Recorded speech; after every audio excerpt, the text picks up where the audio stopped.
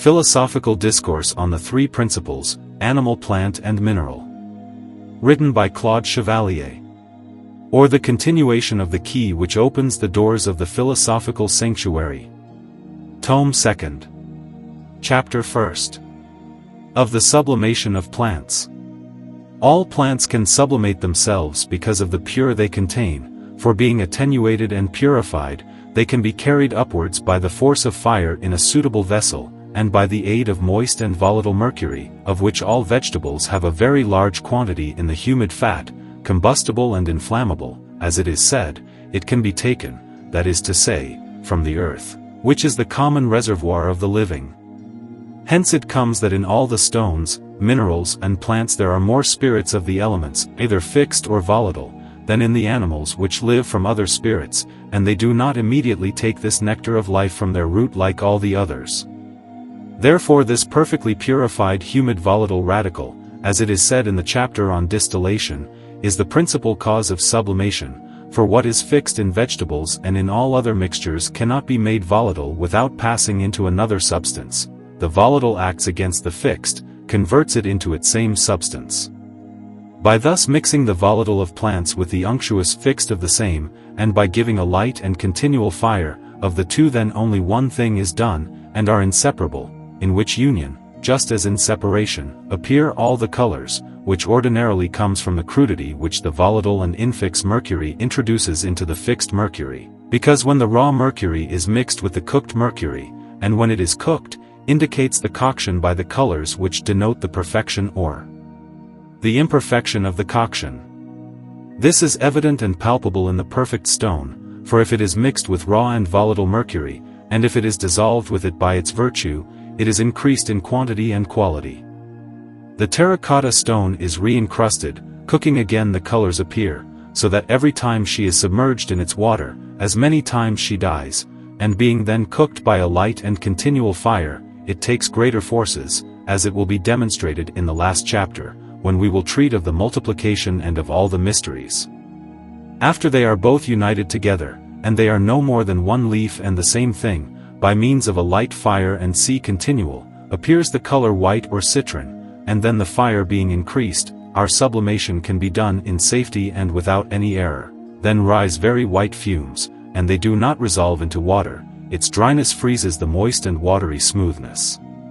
Hence it is that there are no drops of rain falling, but flowers of crystalline salt, white like snow, are suspended all around the vessel, just as if one had sublimated living mercury, mixed with saltpeter and vitriol, and their resemblance is equal, because of which likeness several philosophers have carefully concealed this sublimation under the sublimation of common mercury, chiefly Geber, in Book 3, Chap. 90, where it is said, all the essential point of all the work, is that it is necessary to take the known stone which you will find in the chapters. Then you have to bring all his care to continue to sublimate in order to purify it, and strip it of all its impurities and corruptions, until it becomes very pure in its last perfection, and what is made very subtle, by which words Geber does not mean the sublimation of the common mercury, although in the preceding chapters he has clearly taught it, for he hid all the art in the places where he appears to speak most openly, as in Book 3, Chapter 91. But he means the sublimation of this matter of which we speak, which contains all the others, as one can insert the words of Geber, quoted above. For, although to coagulate is not properly to sublimate, one, the volatile becomes fixed, and in the other the fixed becomes volatile, which of itself nevertheless engenders a contrariety, because to sublimate properly means to bring matter to its ultimate perfection, and this matter cannot be perfected only in coagulation. For this reason, to sublimate is to coagulate, and to coagulate is to sublimate. And considering that in coagulation are hidden and included all the other operations, it is very evident that it is their last operation, and that in it all the others end, thus the end includes all things. Note: without sublimation coagulation cannot take place, because without a due sublimation, one cannot make a firm coagulation, for if the arcane is not sublimated, it cannot be of a very light fusion, because it has not had a very large and proportionate amount of raw and aqueous mercury, that is to say wet, for this mercury alone is the main cause of fusion, if it does not melt first, It will not be able to penetrate the center of the metal and imperfect bodies. Sublimation therefore not being well done, the whole arcana perishes, and without sublimation the chemical arcana cannot be done. The season of spring represents us and puts before our eyes the natural rudiments of sublimation. The flowers of trees and plants do not testify something other than the very subtle part of the thickness of the elements, which thickness being finally cooked by a continual heat, is perfected and gives sweet fruits, and this is sublimation. The flowers are therefore the visible signs of natural sublimation, for just as any tree cannot produce fruit if it does not flower first, that is to say that the very subtle part of the thicknesses of the elements which is used for their nourishment, does not sublimate into flowers, thus in the same way the arcane of vegetables cannot be perfected or that of animals and vegetables. That their infix and volatile aqueous mercury is not raised in sulfur of very pure nature, which is like the flower of all things, for minerals have their flowers, animals also and all fruits. Note: the flower is defined and called the most subtle, and ethereal part of any mixture whatsoever, pushed from its center to the surface by the celestial heat, thus the seed of man is called the flower of man. This kind of friable down, golden in color and very sweet in taste, which is found on sulphurous mountains, is called flower of sulphur, and that which is born in many hollow places and in the caverns of the mountains, which is white in color and flavored with salt, is called flower of saltpetre. Other names which do not suit this flower, but another which resembles it, which is our flower, the eagle of Hermes, and the sulphur of nature which by sublimation is drawn from the fixed body by the mixture of the volatile and infix. Finally, all metals have their flowers. That of gold and silver is called azure, that of Jupiter and Saturn is called ceruse, that of Venus vitriol, and that of iron saffron of Mars, and these are the names that the chemists give to these flowers. Finally, all kinds of mixtures have their flowers. They are like infallible indices of their virtue in germinating and producing, so that by a certain instinct there is a perpetual sublimation in all things, so that the flowers issue from the center to the surface of the most subtle part of the thickness of the elements, which preserves the seed of all things in its invisible center, which takes the form of a bean. It is the same with spagyric art. It cannot perfect the mysteries without sublimation. Therefore to accomplish the arcana of vegetables after their fixed and permanent mercury will have been purified by repeated lotions, by frequent filtrations and evaporations, and will have been separated from all terrestrialness their volatile and infix mercury and purged of all excrement aqueous by several distillations, you will join them together until the two make only one and same body, that is to say, a single infixed and volatile mercury which comes out in the distillation, without its companion, remaining the said fixed and permanent companion at the bottom of the vessel, on which it must be poured again, until it rises pure with its companion, which then must be sublimated until it has acquired the utmost purity and that it be very brilliant.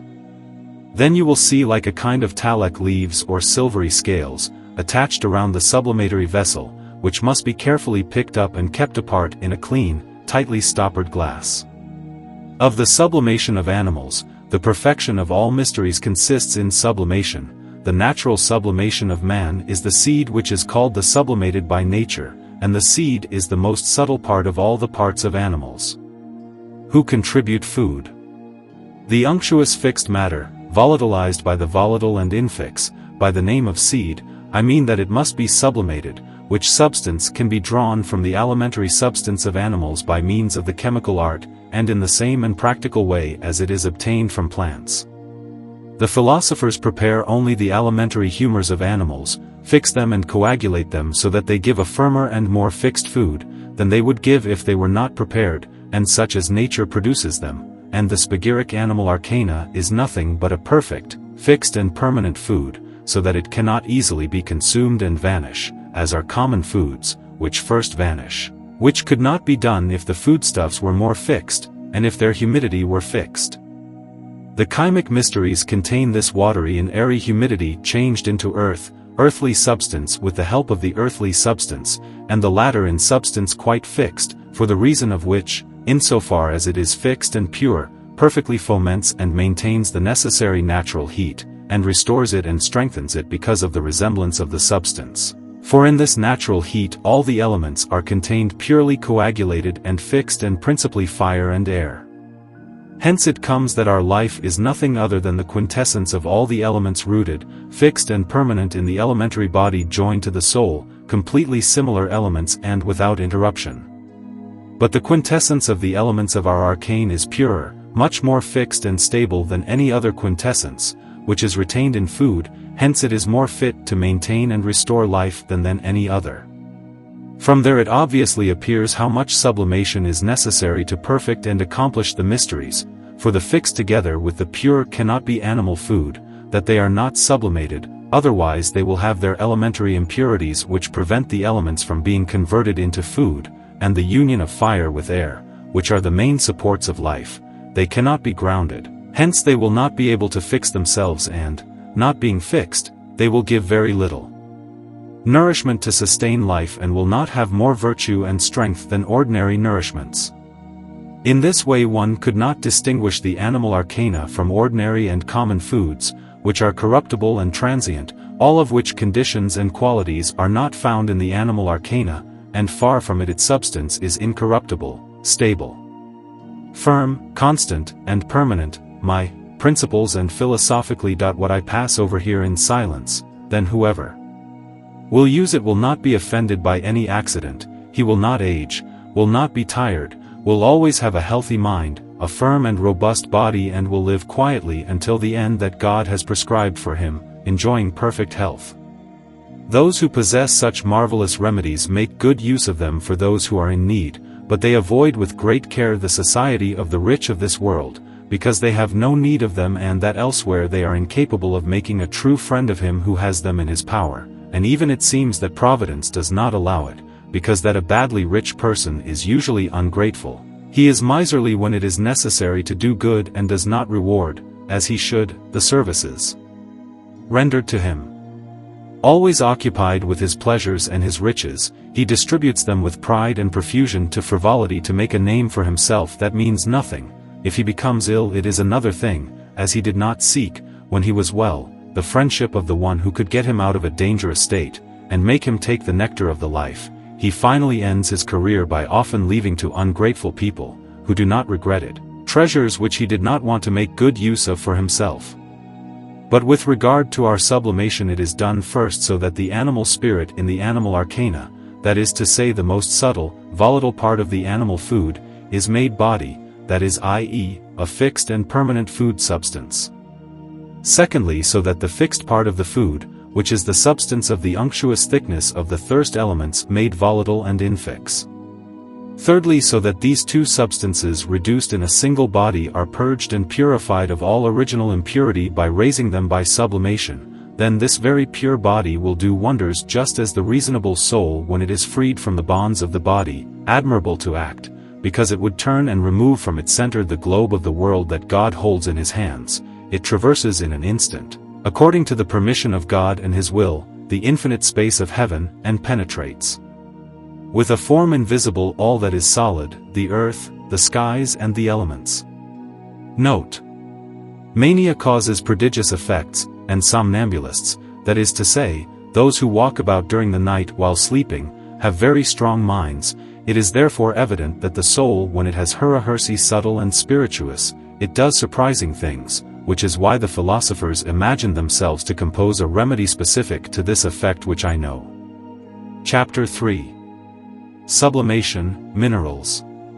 The arcane of minerals needs a more subtle sublimation than that of all the other arcane spirits, being more filled with excrement, feces and tartar, for the earth, although it is the source of the heat of the sky and of the vital heat in the center of which the thicknesses of the elements amalgamate, unite with the subtlety of the sky, which by means of the rays of the planets and of the stars is infused into the earth, for the generation of all things. However, this heat is less in the earth than in plants and animals, because of the large quantity of excrement which extinguishes this heat, thrown on lighted coals. This is why all the minerals which take their origin immediately from the earth, are colder than all the others, which are engendered and formed immediately by the vital heat of the earth, which is the architect of all things, from which they should acquire a warmer quality, being created within her. This heat, however, rising above, leaves in the earth all that is coarse and muddy, from which metals are created, and the subtle is found on the surface of the earth and water, whose animals and plants are created. The subtle has more of this heat than the coarse and thick, which by a very small heat, which it retains half dead and suffocated, is preserved, so that no other, except the philosophers, would believe that there would be a remnant of life hidden in the minerals, which nevertheless certainly retain this vital heat in all its vigor, for this heat of life is the only one whose light penetrates the most remote places of the earth, and whose splendor directs the race in the woods dedicated to Proserpina. Where the tree of riches covers the earth with its shade, but the lair is covered with a thick oak whose leaves are of gold, which oak among the philosophers signifies no other excrement and feces, in which all the minerals abound, which the very learned Virgil expressed in these terms, latet arbor opaca, is hidden by a dark and bushy tree. This darkness must be dissipated with the rays of our sublimation, and when they are dissipated the golden fruit will appear resplendent on this dark oak, but it takes a lot of work before having that honor, because our sublimation is not a small work and requires a lot of care, art and pain. There are many operations to be carried out, which are very difficult, of which we have spoken in some preceding chapters. We have said many things, and it was very difficult to be able to say everything, also to write it. There are many essential things that cannot be manifested except to a true friend as rare as the phoenix. There are operations which can only be learned by experience, one must see them with one's own eyes, it is a manner of speaking, so that those who imagine that by the sole reading and meditation of books they will arrive at the possession of this art and will obtain it without the help of a friend, those, I say, are in error. It should be observed that the mysteries of minerals are made from the juice of the central root of the minerals, express this juice from the central root, purify it, and with it, water the pure land with this same mineral from which you have drawn the juice in a short time, it will come out of this land a very rich tree with golden leaves. Note: sublimation is the last and absolute attenuation of fixed mercury, excrement is called death. This sublimation explains the whole riddle of Aristides in the Pete, which says that the children of the art know that there is in mercury all that the wise seek. One should not however hear that of the common mercury, but of that which is pure, dry, brilliant and sublimated with the mineral root. Note: the infix mercury and the fixed mercury compose all mineral nature. The philosophers have imagined rekindling this small fire contained in the metals, which was almost extinguished by the terrestrial, aerial, aqueous excrements and frozen by the coarse thickness of the matter and attenuating the matter which contains it, and by adding a fire to it. Greater, more abundant or similar, finally they separated this little fire from its pure nature, and got it pure, which then they fixed like very pure gold, and in this way the stone was found. Of the philosophers who has so much virtue, that by this divine remedy the fatal dissolution of the human body is delayed so long, that it seems to be an almost perpetual preservation of man. Note: all things perish because our fire vanishes, since it is volatile, either taken from the air or from food. If it were permanent, life would be longer. But the stone of the philosophers being all of fixed and permanent fire, it brings about a new regeneration in us, so to speak, by restoring to us this divine fire which makes us live, as Medea did to Jason, with this sweet harmony of all elements. Orpheus brought back Eurydice from the underworld. This is why, dear children of the art who intend to practice good, put all your trust in God, pray to Him to enlighten you, revive your courage, study until you are able to extract from the center of our precious mineral, this marvelous and pure substance composed of the thickness of the four elements, and to sublimate it into sulfur of a very pure nature, on which depends all the art, and with which one can easily make gold and silver. When one has this sulfur of nature of the philosophers, one is very happy, because then the work is very little and the labor inconsiderable to make the mysteries of animals, vegetables and minerals according to their processes. Chapter 4. Of Union and Fixation in general. Union and fixing have correspondence together. Union precedes fixation, but both at the same time, if you want, by a single and same vessel, by a single athanor and the same fire, all these operations can be carried out. This is why the union, for a greater intelligence, and to explain myself as much as possible without revealing such a beautiful mystery which should not be made public. The union, I say, is defined as the conjunction of the pure and brilliant radical moist with the fixed and equally pure and resplendent radical moist, where is the union, a new and reiterated pure soul, mingled with its pure body. It is also called the reunion of scattered things in the philosopher's scale, volatile and fixed mercury, which were joined together raw, not cooked, and impure in the mineral body, are again joined together, after they have been separated, to make them deposit their excrements. That is why they are called dispersed. Being therefore purified, they must be joined, which is called conjunction and union, or reunion of dispersed things. Note: by souls certain philosophers meant the moist radicals, in the union of which natural metempsychosis consists, by means of which one can transmute some animal into another, that is to say, strip it entirely of the natural virtues of radical wet sound, and make him take on the virtues of another animal. By the different processes and operations that must be carried out, a liquor will result, by means of which the sweetness of a lamb will be given to a tiger, a lion, a wolf, and the most cruel animals, and for the reason of the contrary, one will give to this same lamb, to a dog, to a dove, and to all the gentlest animals, the fury of the most cruel animals. A physician must be instructed in these things, and he will learn to cure many diseases for which we do not know the cause nor the remedies. One of these liquors being put in the stable where the sheep or other animals are, they will be terrified until it is removed. Sheep, ewes, cows or horses, not, growl said liquor will please them infinitely and will make them happy, but also it will protect them from all evils and illnesses by the only beneficial smell, also to men, which will spread through the air, will embalm it and will immediately drive away the plague and the scurvy from the house which would be attacked by this scourge. There are everywhere in the country a large number of these houses which are open sepulchres, those who have the misfortune to enter them, and the seafarers in their vessels often experienced the same fate.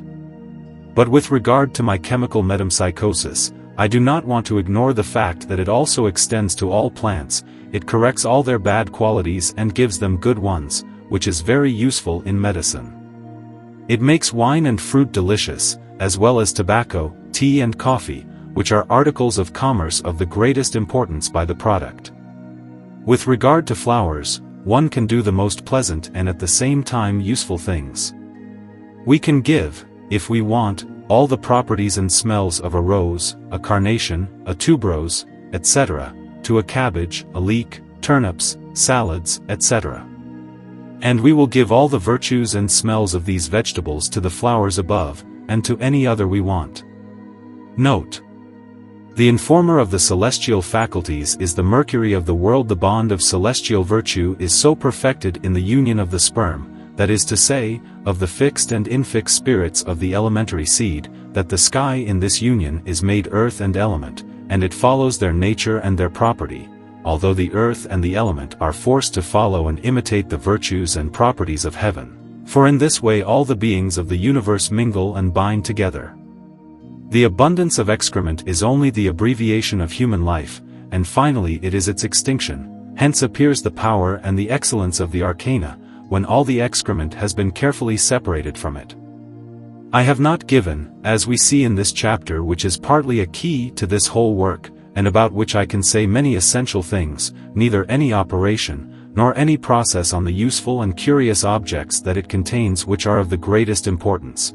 I am not permitted to reveal them unnecessarily, unless a curious, rich, and above all very generous man makes me change my resolution, because it is not right to give unnecessarily and without fruit his good and his harvest.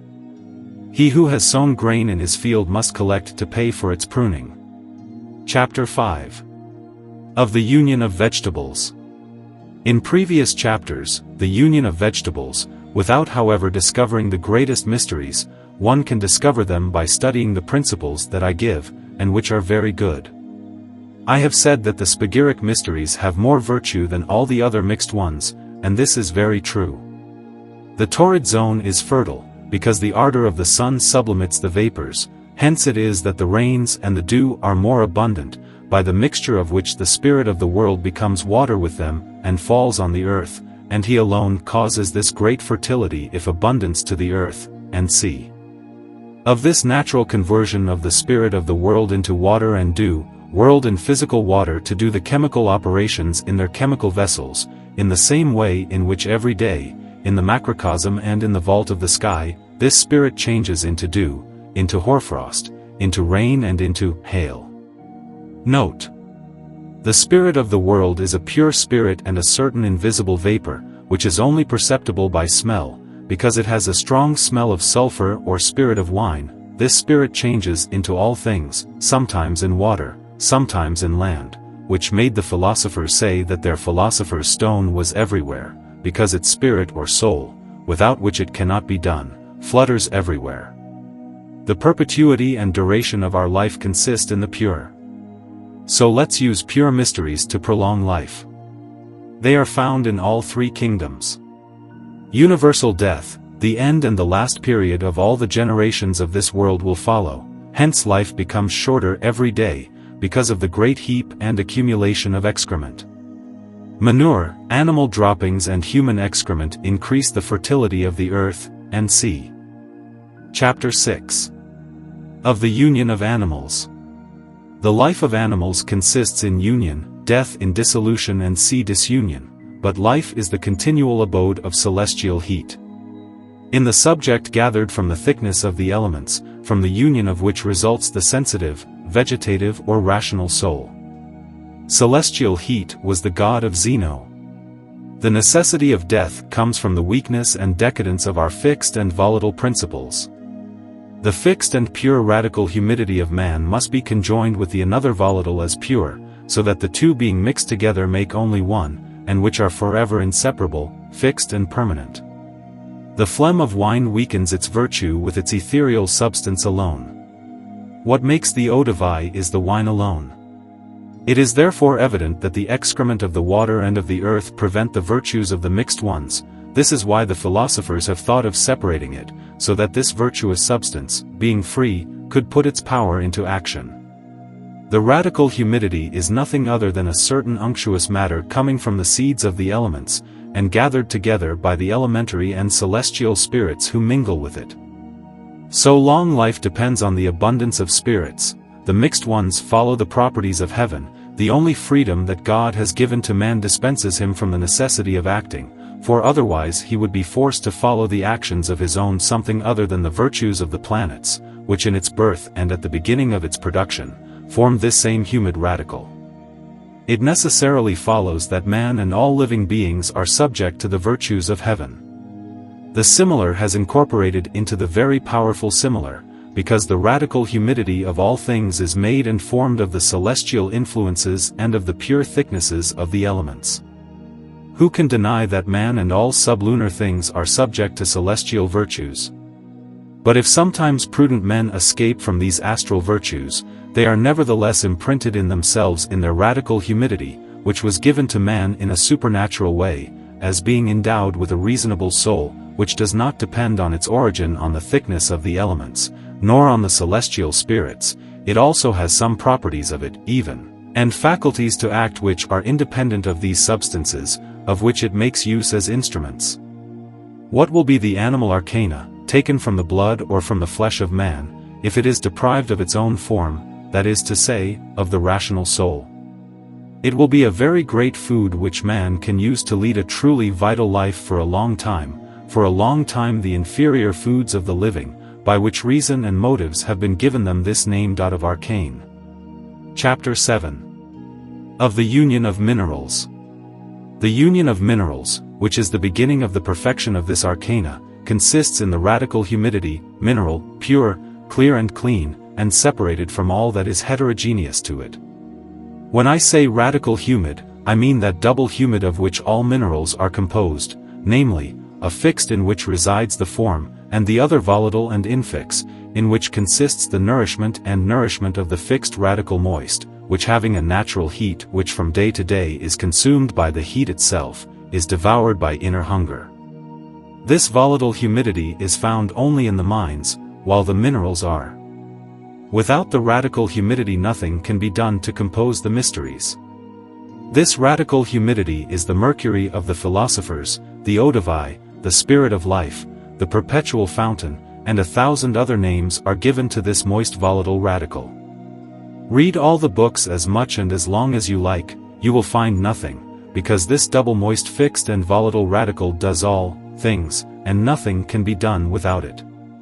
Hermes Trismegistus tells you in his emerald tablet, this humidity is the only thing in question. But because one cannot have it, expected that first in the same instant of its generation, it is sublimated in all the pores of the earth by its central heat, and in this same way it is made the food of all things, and it is changed in the quality of each thing which it nourishes, because first it is occupied by various spirits of things which roam all over the world. Therefore it suffices for us to have the particular humidity of each thing to do admirable mysteries, therefore the radical humidity of the world is imperceptible, inasmuch as it is first changed into various particular things. Nature and the humid radical are converted. It is also called mercury of life, element thickness, nature, raw material, fixed and volatile spirit. Thus the children of the art from there will better penetrate the secrets of philosophy. Therefore by this particular moist radical which is found in the center of the mineral, will know the nature of minerals, which being known, they will be able to do for themselves what nature does and can do in minerals, with it, even, because it can do a lot and its power is so great that one cannot believe it. Because who would believe that the vapor, the wind, the spirit which are so subtle and invisible had the power to engender the sun, atom, etc. Steam, wind and spirit, and if we do not keep them in a well-stoppered vessel, it is certain and indubitable that the work that must be done with all these things perishes and becomes null, and the vulgar call us very inappropriately sellers of smoke, laugh when we say that nothing can prevent the wind. But we must not despise our fumes, because they are the breather of life and the souls of the whole universe, which being an alcohol and a very subtle substance of all the elements and the stars, they are rightly compared to steam. In the wind and in the spirit, because smoke, steam, in them is hidden this radical virtue of the whole mixture. Nature rejoices in nature, and like loves like. This is why this virtue follows the fumes, the winds, the vapors, and the other similar resolutions of the mixtures, which, although it is also found in coarse and hard bodies, is however there in all its subtlety and power, which does not can manifest only through your chemistry. Note: chemical gold and silver are the unctuous and fixed substance of minerals. We extract from iron and copper a very green excrementous terrestrial substance. When, for example, of these metals one prepares a vitriol, from which then when one separates its spirit or its acid oil, and then from their dead head by dissolving and filtering a pure and clear salt, all that is not of the nature of salt is not dissolved in water, and remains, in its entirety, rushes to the bottom, which is very green. This is the green excrement of Venus and Mars, which is their terrestrial substance, superfluous and excrementous, from which emeralds very similar to fine and natural emeralds are made, provided that it is vitrified by a very violent fire. In the same way one can separate from lead its earthly and excremental substance from the spirit of Saturn, very red of the color of rubies, as of other metals. But with a good method founded on good principles, which are those which nature teaches us, by imitating it one can make all kinds of precious stones of great price, and it is not out of place to believe that the glass can be made malleable by knowing the primary cause of its fragility. It is a question of giving it the smoothness of which it is deprived by the violence of the fire when it is in the crucible, and if one succeeds in it as it is possible, then one will be able to forge this glass, which will extend under the hammer like the ordinary metals, which are stripped of their fixed and too fixed earthly salt, since this salt holds the place of the unctuous substance which is missing in the glass, which makes it sour and brittle. With a good method always based on good principles, we will also make fine pearls of great value. What do we not do with the energy of heaven and the virtue of the four elements? Does it result in surprising things? Can we travel in the air and do other wonders? Note: all created things have one and the same substance. The stone of the philosophers, and the mysteries of the chymists have a great food force. Life takes root in the unctuous substance alone. This substance unctuous of all things is the unique root of life, which is very abundant in stones, in metals, and in other semi-minerals, but it is useless to support life and restore it when it languishes because of the great abundance of earthly excrement, which, not being separated, so embarrasses this little fire of life, that they preserve it as almost dead. But how is it to skillfully extract this unctuous substance from the excrement? We have already taught it in several places in this book, so that if what we have said of it is not enough to make you understand the true preparation of the radical humid, we will not add here something else except that it is necessary to put in distilling vessels all the minerals after having calcined them, so that by a single and same operation, the mineral volatile spirit is drawn, and the spirit which is the fixed radical moist, that is to say, the unctuous metallic or mineral matter, when it is separated from its volatile spirit, which must also be separated from all that is heterogeneous to it. In this way, by distillation alone, which is done in a well-struggled retort, you will obtain our chemical water and our gold, of which being very clean and pure, you will make the first union, so that by this conjunction, the gold can be sublimated, with which being sublimated one makes the second union with its water, which must also have been stripped of all heterogeneous parts by distillation. Finally we put the arcane to coagulate according to the art, so that everything is in its perfection, and as the fixation and coagulation are a means for the perfection of the work, we will speak about it in the continuation. Chapter 8. Coagulation and fixation in general. Uptake and coagulation differ according to more or less. Fixation is therefore a permutation of the radical, pure and volatile humidity into a permanent, radical, unctuous substance, which is first called coagulation and then fixation. That's why nothing can be fixed and coagulate, that it does not contain in itself some small portions of the humid. Note: the hardening of the soft and the concealment of the temper mean the same thing. Fixation and coagulation presuppose humor. In the beginning of the mysteries all things are water, and at the end are powder. This is why it is true to say that if you do not make incorporeal what is corporeal, and what is incorporeal if you do not make it corporeal, you have not yet found the beginning of this work. In the preceding chapters we have taught the manner of reducing all things to water, except the heterogeneous. It now remains for us to teach how to reduce water to a body or powder.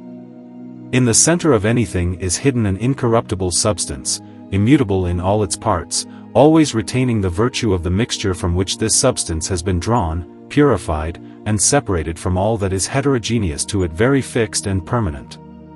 If it is mixed with aqueous, ethereal and volatile igneous substances, which are homogeneous with this same substance, it becomes in the end water, and is changed into an ethereal, igneous and volatile substance, but because it is naturally brought to a certain fixity, it comes that by means of a light and continual coction, this affixed substance gradually overcomes humidity and overcomes it, although it had previously made it water, and in this way it binds what is moist, freezes you by its natural dryness, which little by little has been increased by external heat, and finally by a prompt movement it acquires its ultimate perfection. The volatile spirit of the fixed substance makes the volatile substance fixed. The fixed substance, although it is dissolved again, it is fixed. The radical humidity tends naturally to fixation. Perfection, when it is brought to its highest degree, is then communicable. Fixation is the symbol of resurrection. By fixing the chemical mysteries, future life and God Himself are enlightened. No mixture dies except through accidents. The radical humidity in its center does not suffer any corruption in the productive generation. The excrements are the impediments of nature, the privation of the same excrements is death. In the center of the compound is hidden an incorruptible substance which demonstrates that there is a God. God absolutely cannot be known by anything other than the mind and spirit of man. The knowledge of God, which we have of created things, is not absolute but much imperfect. The excellence of alchemy is, because it demonstrates by its works that there is certainly an Almighty God, Creator of the universe. One cannot know alchemy without coming to the knowledge of God, all its operations evidently prove it. The human deity having an origin denotes that there is another which is of origin. In the human body there is an incorruptible substance. The resurrection is neither creation nor generation. The reasonable soul testifies that there is an Almighty God. Man, as he is made in the image and likeness of God, we conclude that he is divine.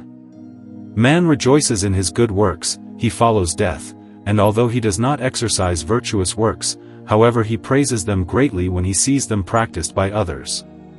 Man strives to imitate God in all things. He is the monkey of God. We have said that the fixed is a divine thing. God only rejoices in all that is pure, and he rejects the impure. Chapter 9. Of the coagulation of plants. As long as the spirit substance subsists in plants, their virtues are always preserved. Plants have different spirits from those of animals. Good chemists must know perfectly well the radical substances of plants. This is more or less the way to make the arcana of plants. Take the very spirit substance, pure of the plants, and in it dissolve the fixed substance of the same plants, which similarly must be very pure.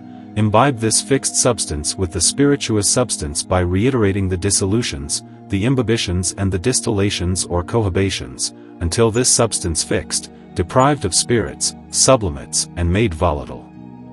Then this substance elevated by several sublimations, and of the earth that it was, having been made or become heaven, you will take it and put a certain weight of it in a clear and strong glass, with a long neck, with as much of the said substance. Spirit purified by several distillations, and you will put the vessel in the secret oven of the philosophers, at a very soft and temperate fire, where you will leave it until everything is fixed. By this method you will be able to make the arcane of the plants in its ultimate perfection. Observe that in all things that corrupt, there is something hidden incorruptible which is the object of chemistry. God manifests and makes himself seen more in the pure parts of nature than in other things. Man after death very clearly shows his divinity. All things, if they do not die, cannot manifest the shadow of the divinity and the symbol they have. All action depends on the pure substance. The dissolution of the mixtures is done to remove the excrements. The chemical remedies are more perfect than all the others, because they are stripped of all excrements. Several diseases are generated in the stomach when common medicines are swallowed. Only chemical remedies have the power to restore a lost stomach and cure its diseases. The pureness of nature is the only mystery against all diseases. The spagyric art is the column and the support of medicine. Chapter 10. Of coagulation of animals. The radical matter of vegetables and animals is the same. Nature alone can make the pure in the food and give rise to the seed. The pure of vegetable nature is easily changed to the pure of animal nature. The seed of all things proceeds from the seed of the world. In every seed there is some degree of fire. The pure of plants through nutrition is easily changed to the pure of animals. The radical humidity of the minerals passes into the humidity of the plants. Raymond Lully in his theory says, all the arcane virtue of animals consists in coagulation. The volatile and the fixed need mutual help to be purified. The mysteries receive their virtues from the fires. In the riddles of the Egyptians there is a great secret hidden under the dragon. They conjoined the winged and volatile dragon with the crawling dragon, both in a circle, to hide the arcane, and in order not to divulge to all the world the mutual fraternity and the work of the fixed radical humidity with the volatile humidity, for the chymists call these two moist radicals their dragons. To compose and make the mysteries, it is necessary beforehand to purify and separate the radical parts from all impurities. Nature for the generation of animals takes the seed rather than anything else. Alchemy is the separation of the pure from the impure. Changing the last food represents fixation. Food is a new generation. Nature in the generation of animals exercises the spagyric art. Chapter 11. Coagulation of minerals. By the fixation and coagulation of minerals is meant a hardened union of substance either volatile or fixed made by art and not by nature. The mineral arcana consists in the fixing of the radical parts. It is therefore necessary to study in the first place and try to have a very large quantity of the volatile radical part of the minerals, and that it be pure and separated from all refuse and from everything that is heterogeneous to it, what we will obtain by distilling it many selves, what you will recognize by taste, sight and touch. Note: the mercury of the philosophers is known by these marks. It has a sweet and acrid taste, just as if it were a pomegranate liqueur, but it is more acrid than sweet, and besides this great sweetness and acridity, there is in this liquor a certain igneous violence, like the oil of sulfur made by the bell, mortified, and like the quintessence of wine circulated for a long time and impregnated with the spirit of sulfur. As regards the marks that it presents to the sight, it is very similar to a very clear liquor, tenacious and of a viscous substance. After the spagyric chymist will have known all these signs in his liquor drawn from the volatile radical part of minerals, it is necessary, moreover, that he know the qualities of the radical part and its particular properties, from which one comes in knowledge of its purity and of its perfection. Chapter 12. By what signs one should know cor, physical.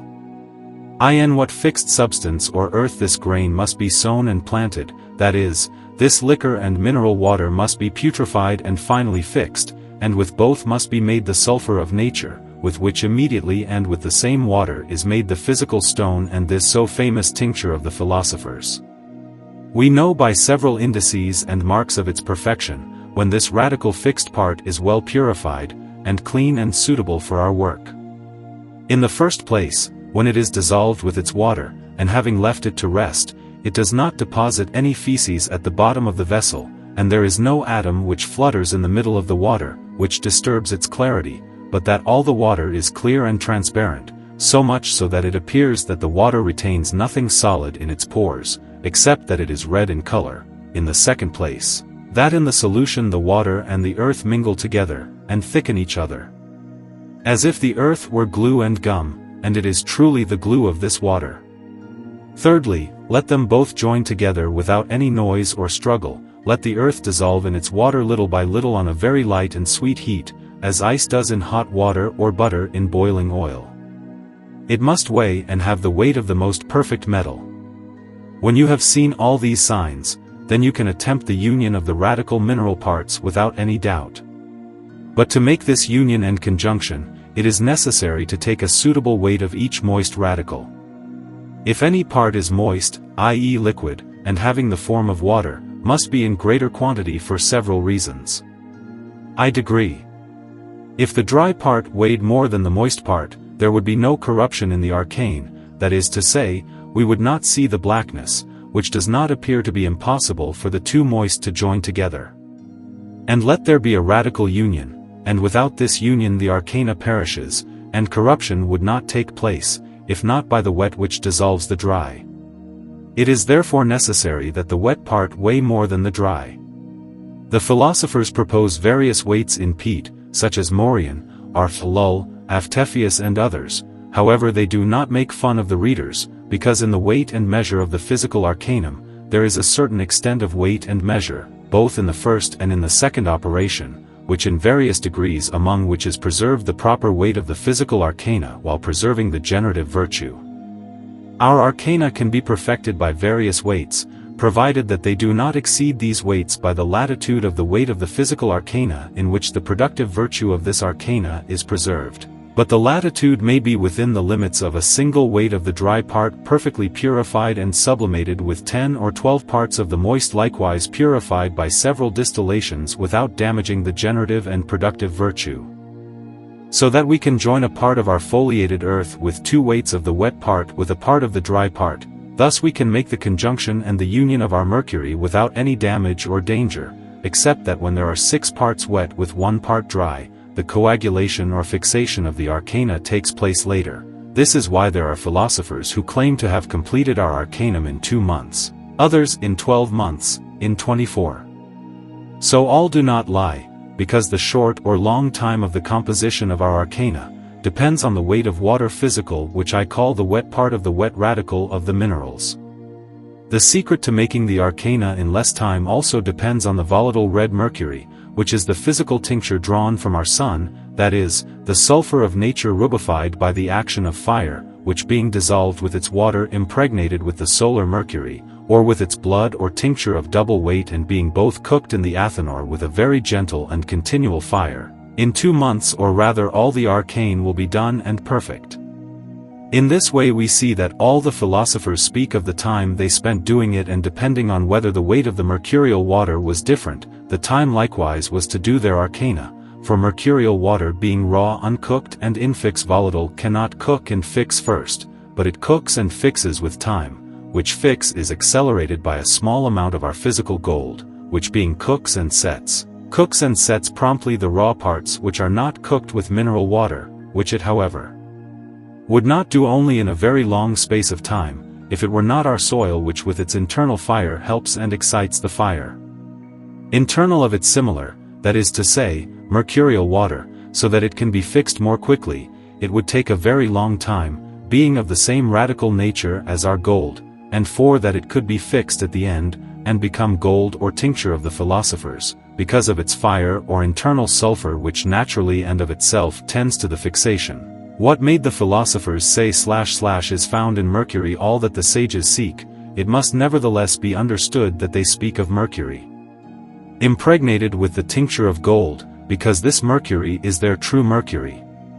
Volatile raw mercurial water cannot settle so quickly, that is why if it is not fixed it is vain and almost useless, flying away in the projection and removing the metallic spirits, to perfect the raw metallic substances which are not cooked. This is why it is absolutely necessary that this volatile raw humidity which makes the water mercurial and which contains in itself the metallic spirits, be cooked and fixed, so that likewise with it be baked and fixed the metallic spirits it contains, for these spirits alone are the life and perfection of metals.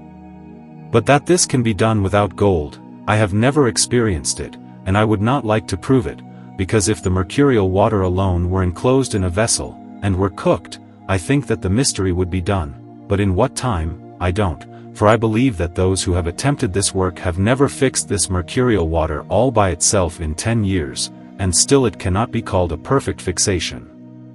Each weight of earth fixed on 10 weights of mercury water requires a year to be perfectly fixed, therefore if a part of our earth fixes 10 parts of mercury water in a year, I conjecture by that if we did not add to it no fixed earth to the mercurial water, it could never settle and perfectly coagulate for another 10 years. In the macrocosm however many things coagulate without any parts of this fixed earth. The archaea or internal spirits govern the moist, radical. The fixation and coagulation of all things depends on the spirits of salt. Mercury is very hot. The fixed earth parts are added to the chemical arcana to accelerate the fixation and coagulation of the physical arcana. Chapter 13. Of the multiplication of the mysteries. The multiplication of the mysteries NFF cannot be done unless the whole operation is done and perfect. Here follows the method to do it. It is necessary that you have a sufficient quantity of well-purified mercurial water, and brought to the last degree of perfection by distillation, in which you will dissolve your mineral arcana. Being dissolved you will putrefy it, divide the putrefaction, purify it with very light spirits and subtle and by distillations, until it has acquired the last degree of purity, when it will be thus purified. Unite it and cook it, finally being cooked over a light fire until it is dried, and the arcana being dried it is cooked again, making it pass through all the colors until the color of purple. By this coction its virtue will be increased 100-fold from what it was before, and if you again dry the arcana, and if you raise it in subtle flowers by sublimation, having previously dissolved it and cooked until dryness, you will have a very perfect arcana which virtue will do 1,000 times stronger than the first.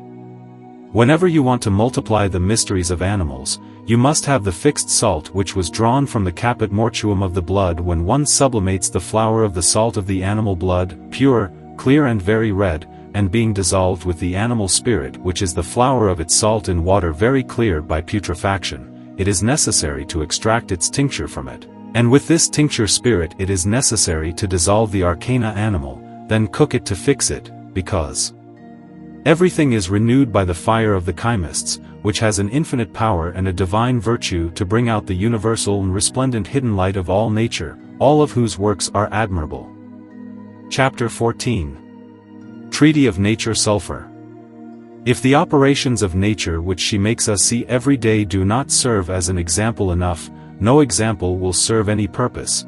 Consider carefully how nature operates, and you will learn more from her, who is a learned mistress, than of all her disciples. The extraction of souls from gold or silver done by any vulgar way whatsoever of alchemists, to be introduced into another body, is pure imagination. This is verified by the damage that this operation causes. On the contrary, he who can do this, as are the philosophers, without any fraud, that is to say, dye the least metal with profit or not color gold and real silver to all tests, then he has the doors of nature open to go further, and with the help of God to do great things. The perfection of art consists in the operations of nature alone. Follow the good path that nature prescribes in all its operations from which it never deviates. Therefore listen to my words, dear children of art, when I speaks to you of the forces of nature which has such great power, and quit all your dealbations and rubifications of the ignorant who lead you into the path of error. The books of Geber and other philosophers, you can hardly hear them after having read them 1,000 times. Their explanation is much more difficult than the text. In everything you read I advise you to stop at the text, apply everything to the possibility of nature, make exact searches to know what nature is. All right with one accord that it is a base, easy, common thing, that is exactly true, but this vile and common thing is known only by the scholars, and these scholars will always know it were she among the manure, the dung and the excrements, and the ignorant do not even believe that she is in the gold. May my dear readers therefore apply all things to the possibility of nature and in the ordinary course of it. And if from my example and from my words one cannot know the operation of simple nature and the ministers of this vital spirit which constrain the air, nor the subject of the first matter, one will hardly hear our lully, for it is hard to believe that the spirits have so much power in the belly of the wind. In past centuries, the confidence of friends, very different from those of today, was complete, because good faith reigned, and this so useful science was in all its luster, and it was communicated verbally to one's friend. Now that the blackest perfidy has driven good faith from its throne, he who is instructed is often forced to avoid the ambushes of enemies and the destruction of his self. Yes, he is forced to keep silent about the useful things he could communicate, and that is how society is often deprived of great enlightenment. We can therefore now acquire this science only by the inspiration of Almighty God, which is why he who loves it with all his heart and fears it, should not despair, by seeking it with care, from the find, because it is easier to get it from Almighty God than from wise, fearing men, rightly the perfidy of the wicked. God is immense, good and merciful, that's why he never gives up, never the one who puts all his confidence in him. With God there is no preeminence of anyone. The poorest and the most despised who has his fear is preferred to the kings and to all the princes of the universe who do not have not. He makes much more of those who have a contrite and humiliated heart, and he always has pity on those who turn to him with the intention of doing good. Rekindle your courage then, dear children of the art, put all your hope in God, and he will not refuse you this grace. Adore him and invoke him day and night and unceasingly if you want him to open the true doors of nature to you, and you are brought into his sanctuary, you will see there, with a pleasant surprise, how nature works with simplicity according to the power it has received from the Creator. As she is simple, she only likes works that are simple. Believe me, all that is noblest, most marvelous and most surprising in our eyes is precisely what is easiest and simplest when we know it, because all truth is simple. Almighty God did not put anything difficult in nature. Be the imitator of nature, stay in the simple way of nature, and you will find all kinds of goods, and certainly the most solid goods. Work and do not get tired of seek, for if you knock, the door will be opened to you. Invoke God, fear and love him, read this work with attention, and that of the illustrious Sabine Stewart, my dear wife, one of the most beautiful models of her sex by her virtues. They will certainly give you very great lights, and it will be possible that by your work you will put yourself in possession of a great fortune to practice good, and I say that if God sees fit to favor you by imitating nature in your operations, and that you arrive happily at the port or in the promised land, according to the end that you propose to yourself, then there is no doubt that you will see with your own eyes, as I have seen myself with my dear Sabine, that everything I have told you is good and true. Sulfur is not the last among the principles, because it is the part of metal, and even the main part of the philosopher's stone. The sages have left us very true writings of sulfur. Geber says, sulfur illuminates every body, and it is light from light and tincture. I want to describe here the origin of the principles according to the ancient philosophers. Sulfur and mercury are the principles of things, principally of metals, and, according to the moderns, these principles are three: namely, salt, sulfur and mercury. The four elements make their origin. Hold great mysteries. There are therefore four elements, and each of them has in its center another element, by which it is element. And these elements make the four statues of the world, separated from the chaos in the creation of the world by the divine wisdom, which by their contrary actions in equality and proportion, govern the machine of this world, and by the influence of the celestial virtues, produce all things, whether in the earth or on the earth. I would go too far if I said more when speaking of fire and water, and above all of the air, in which one can see such beautiful sights that would astonish and fill the most incredulous with admiration. Chapter 15. From the element of earth. In this element there are three others, and principally the fire which rests there. This element is coarse and porous, the center of the world, and of the other elements is spongy, receiving all that the other three elements distill and project into it.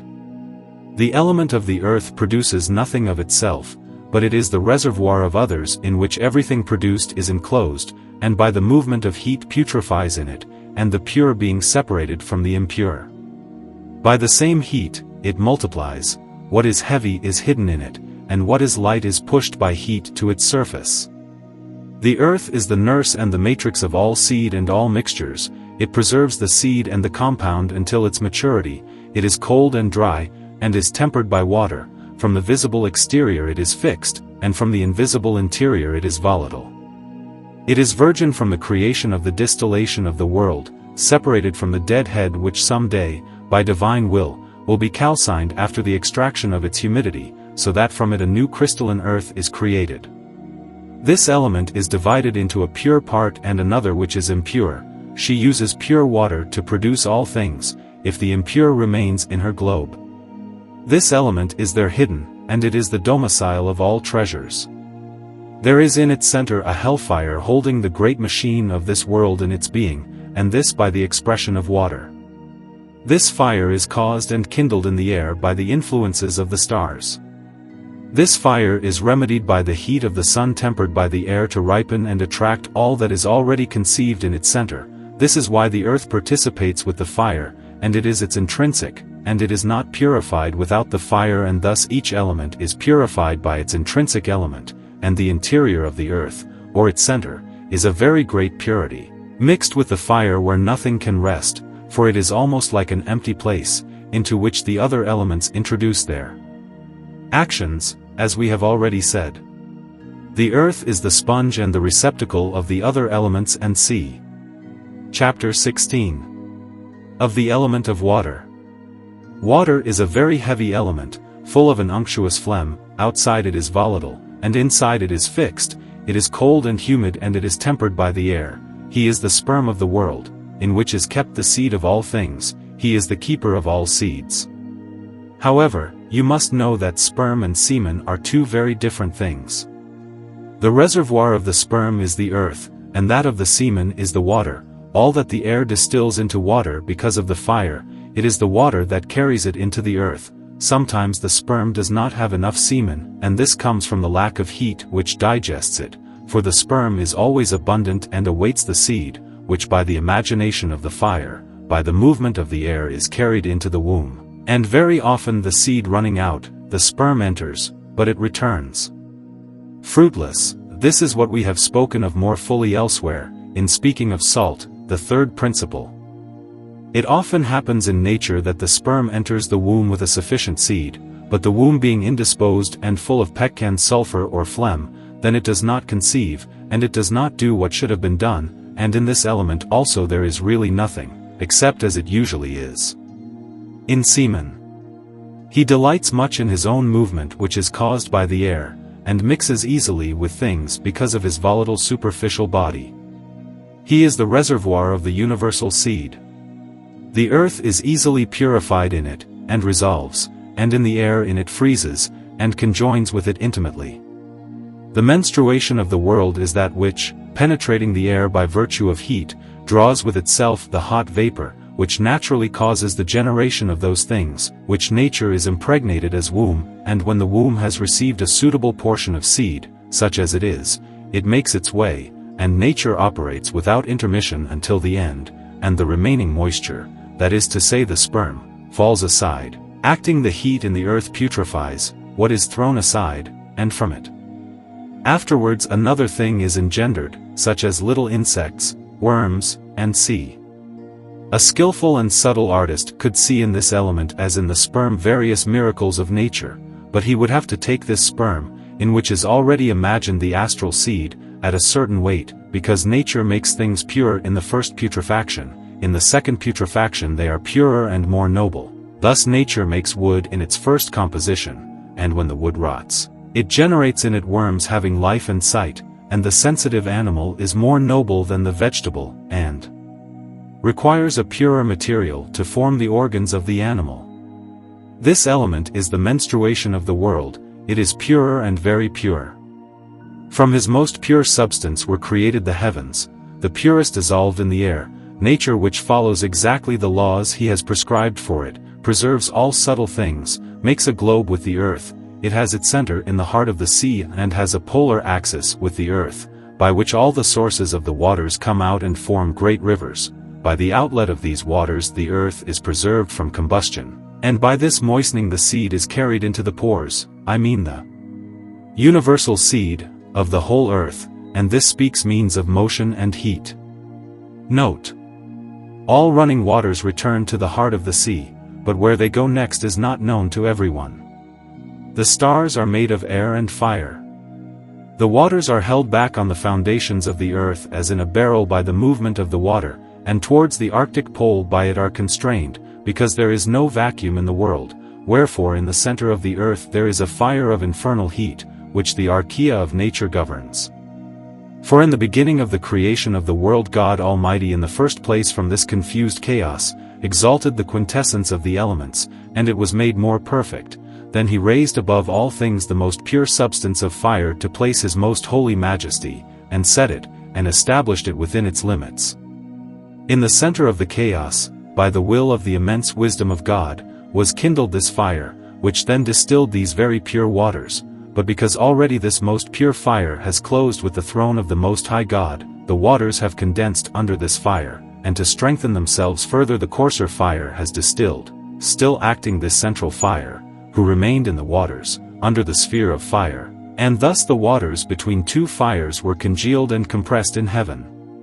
But this central fire has not ceased, and in distilling it has also resolved other less pure waters into air, which also has remained in its own sphere under the sphere of fire, and it is surrounded by the element of fire, and as the waters of the heavens cannot surpass this supercelestial fire, so the element of fire cannot surpass the waters of the heavens, nor similarly the air cannot surpass and rise above the element of fire, and water with earth has remained in a single globe, because it has no place in the air, except that part which the fire resolves into air, to daily fortify the great machine of this world.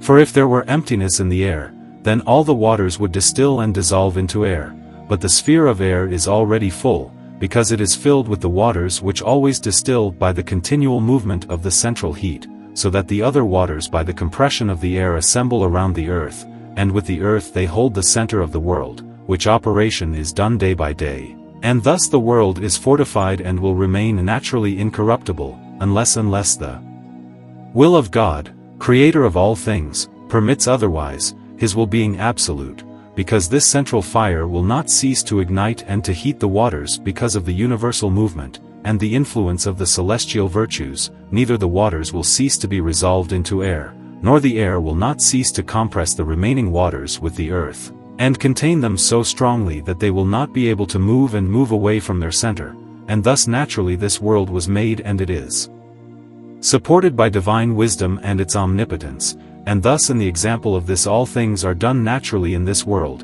and it is absolutely necessary that it be done so.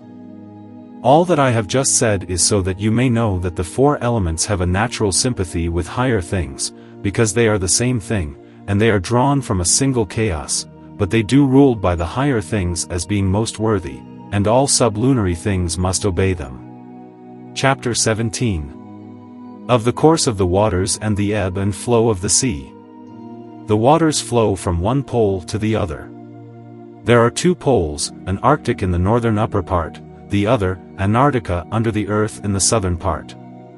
The Arctic pole has a magnetic source to attract, and the Antarctic pole has an equal source to hunt and repel. This is what nature demonstrates to us in the effects of the magnet stone, of which she gives us proofs by the experiments that we make of it.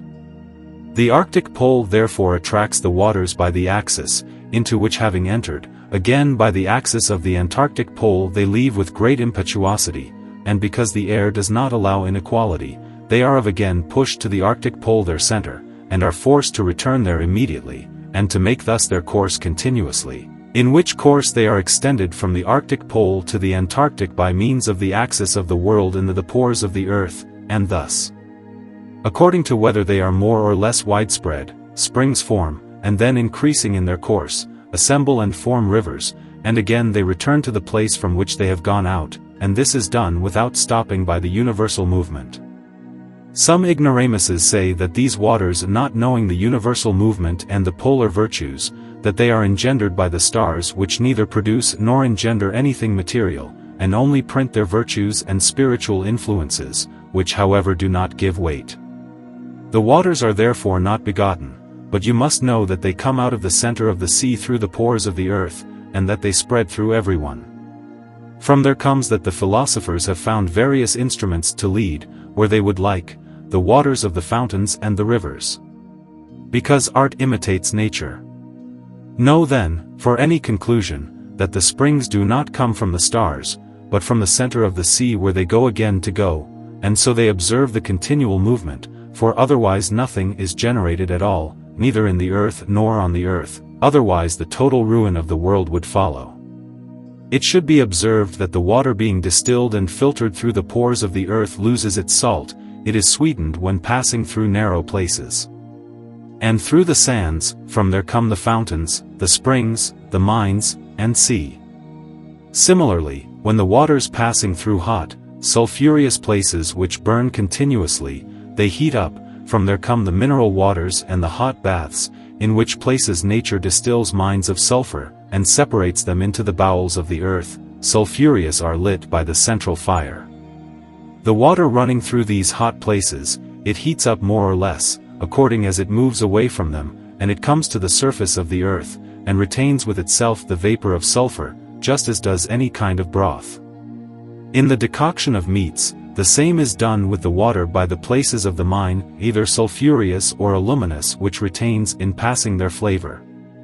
Such is therefore the creative distiller of all things, in whose hands is this distillery, by whose example, all the distillations of the philosophers have been invented, what God himself almighty and merciful has undoubtedly inspired in men, who will be able to please, or put out the central fire, or break the ship, and then it will be the end of all things.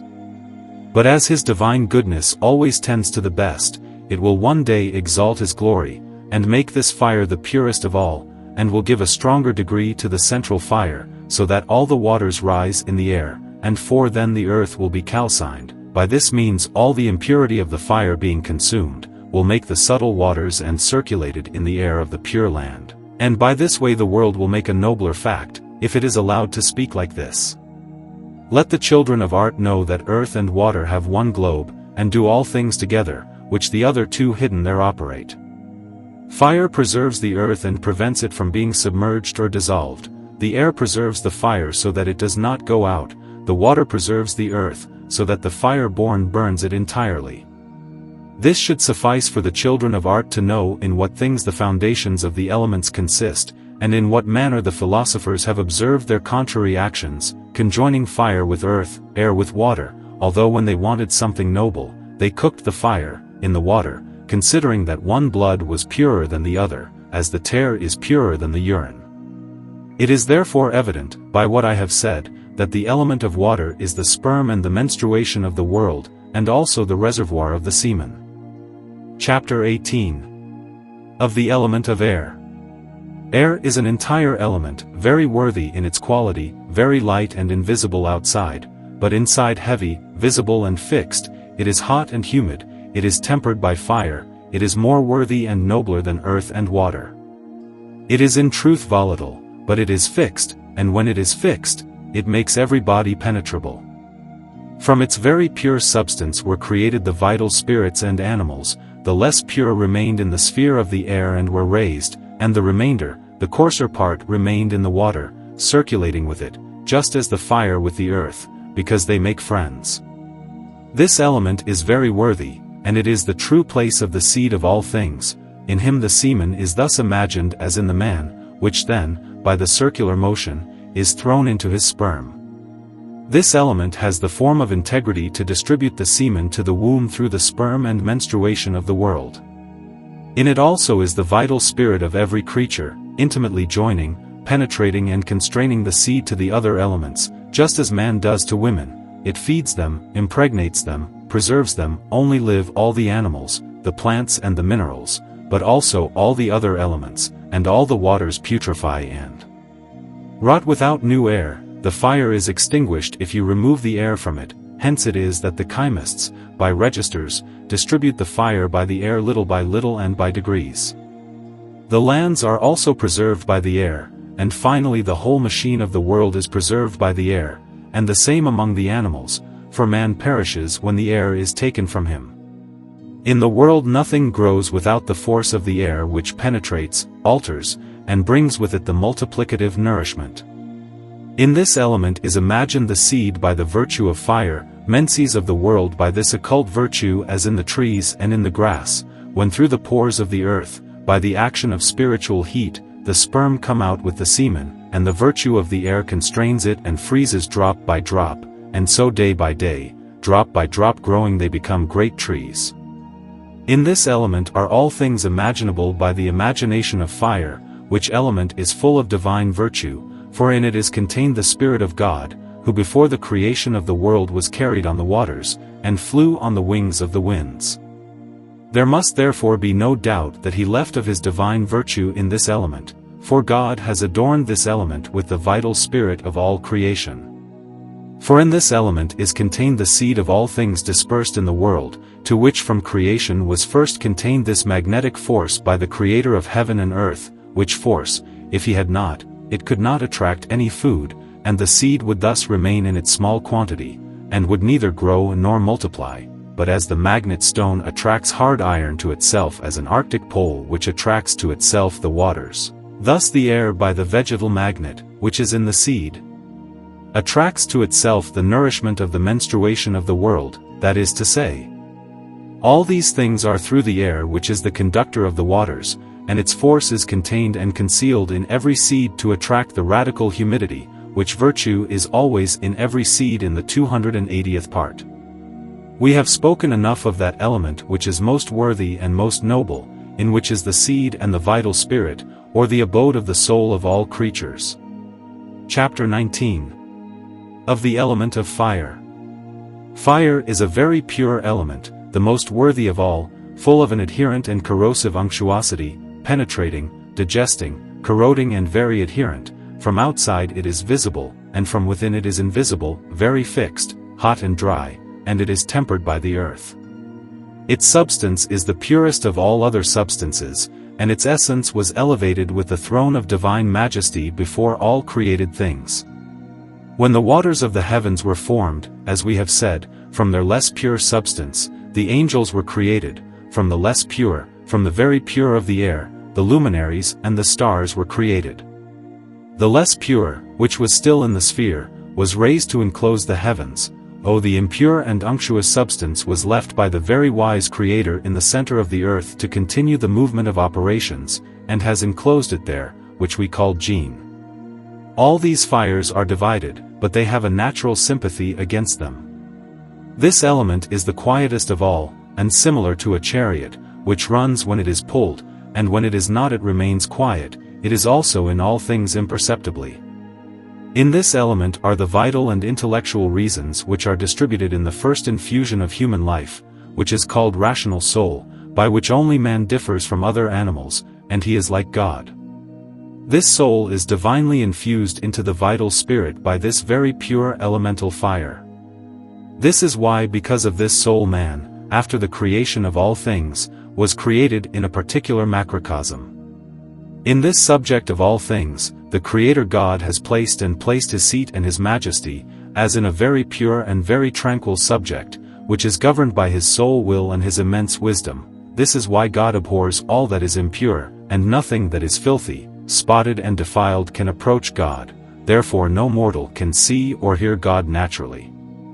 For this fire, which is in the circumference of God, and which is the trunk of his divine majesty, is so ardent and so pure, that no eye can penetrate it, because the fire does not allow any compound to approaching, and the separation of all that is composed. It is a very quiet subject, it is the truth, otherwise it would follow, the mere thought of which would be absurd, that God could not rest, for he is very quiet and of a silence that the mind human cannot understand.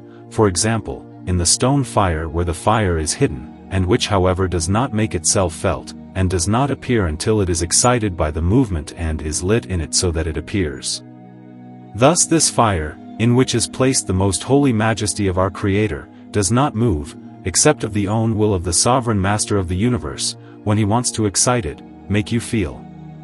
For by the will of God there is a very vehement and terrible movement. We have a faint example of this in the courts of the monarchs of the earth when they sit upon their thrones with great pomp. What tranquility, what silence is there not then, and when the monarch comes to move, there is instantly a noise, a movement and a universal tumult, the whole assembly stirs with him. Thus when the King of Kings, whose example the princes of the earth follow, moves his authority, what a movement then! What a noise and what a tremor is not made, when around him the whole celestial assembly, dominions, powers, virtues, the angels and the archangels come to move. Note: all these things are manifested to the philosophers, and even by incomprehensible wisdom, many things make them inspired which make them created after the example of nature, and by these marvelous mysteries, they learn that nature follows by operating its model, that is to say the sky, and that nothing is done on earth, except by the example of the celestial monarchy, which example we have of the various laboratories of the angels. Thus nothing originates, nor is generated, except naturally.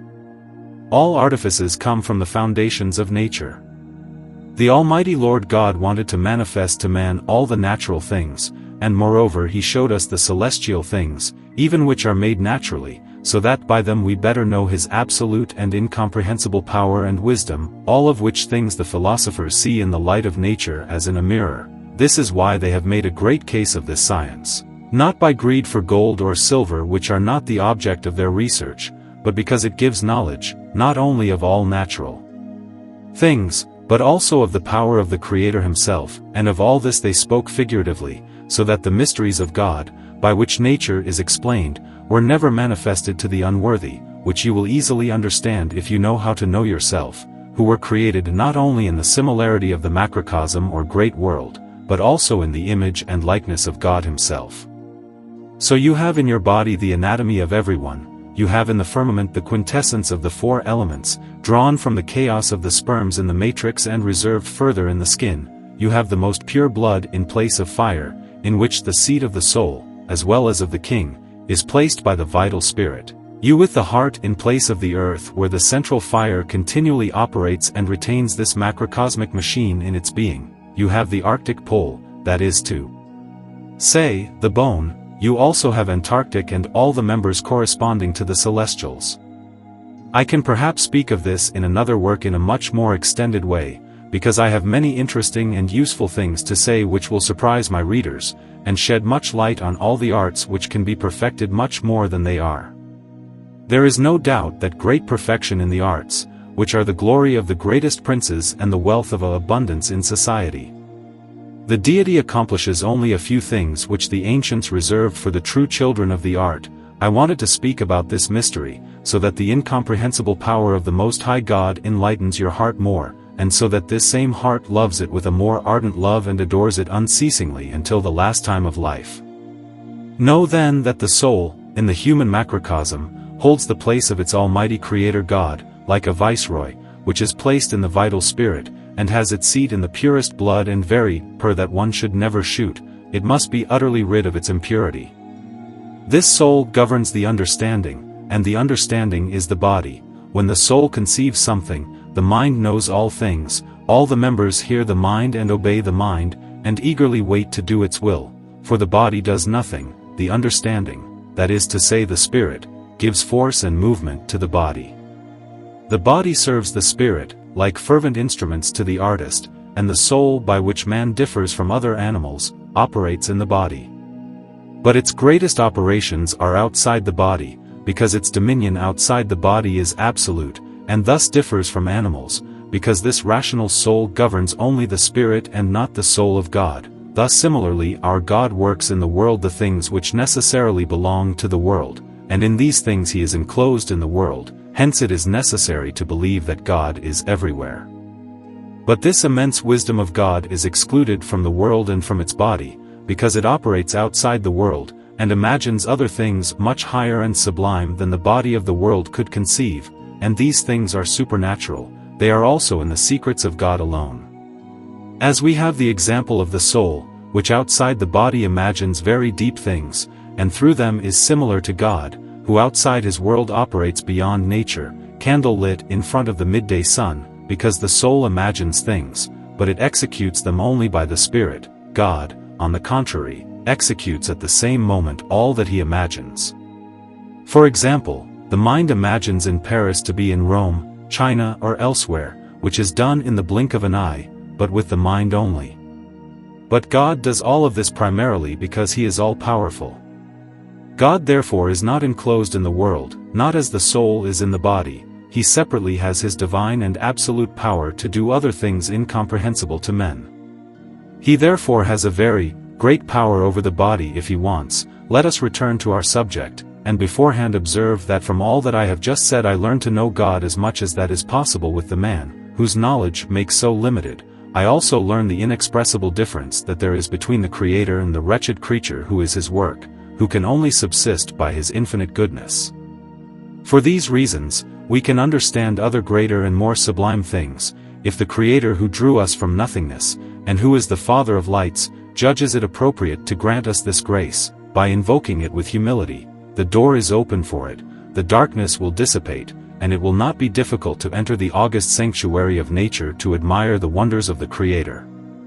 I therefore say that the element of fire is very quiet, and that it is excited by movement, which excitement has been known to the sages.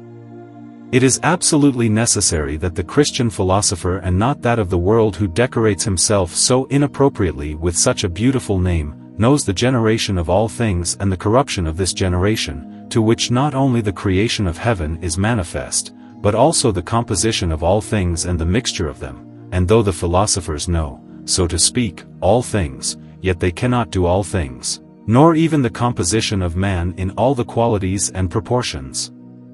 And even less can they infuse it with a soul. This great mystery is reserved for God alone, whose power and secrets are infinite, but these things, being supernatural, are not in the disposition of nature, rather, it does not operate, except when matter is given to it. The first matter comes from the Creator, and the second from the philosopher, but in the work of the philosopher's nature has only to excite the fire, which is contained by the Creator in the center of each thing. The excitation of this fire is done by the will of nature, sometimes by the will of the learned and industrious artist who arranges nature. All the impurities of things are naturally purified by fire, every compound is dissolved by fire, as water washes and purges all unfixed imperfect things, as fire purges all fixed things, and by fire they make perfected, as water conjoins all that is dissolved, thus fire separates all that is conjoined, and all that is of his nature and property, he purges it very well and increases it in virtue.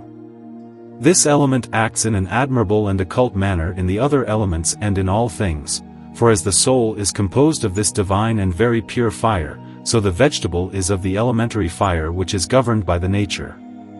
This element acts in the center of anything in this manner.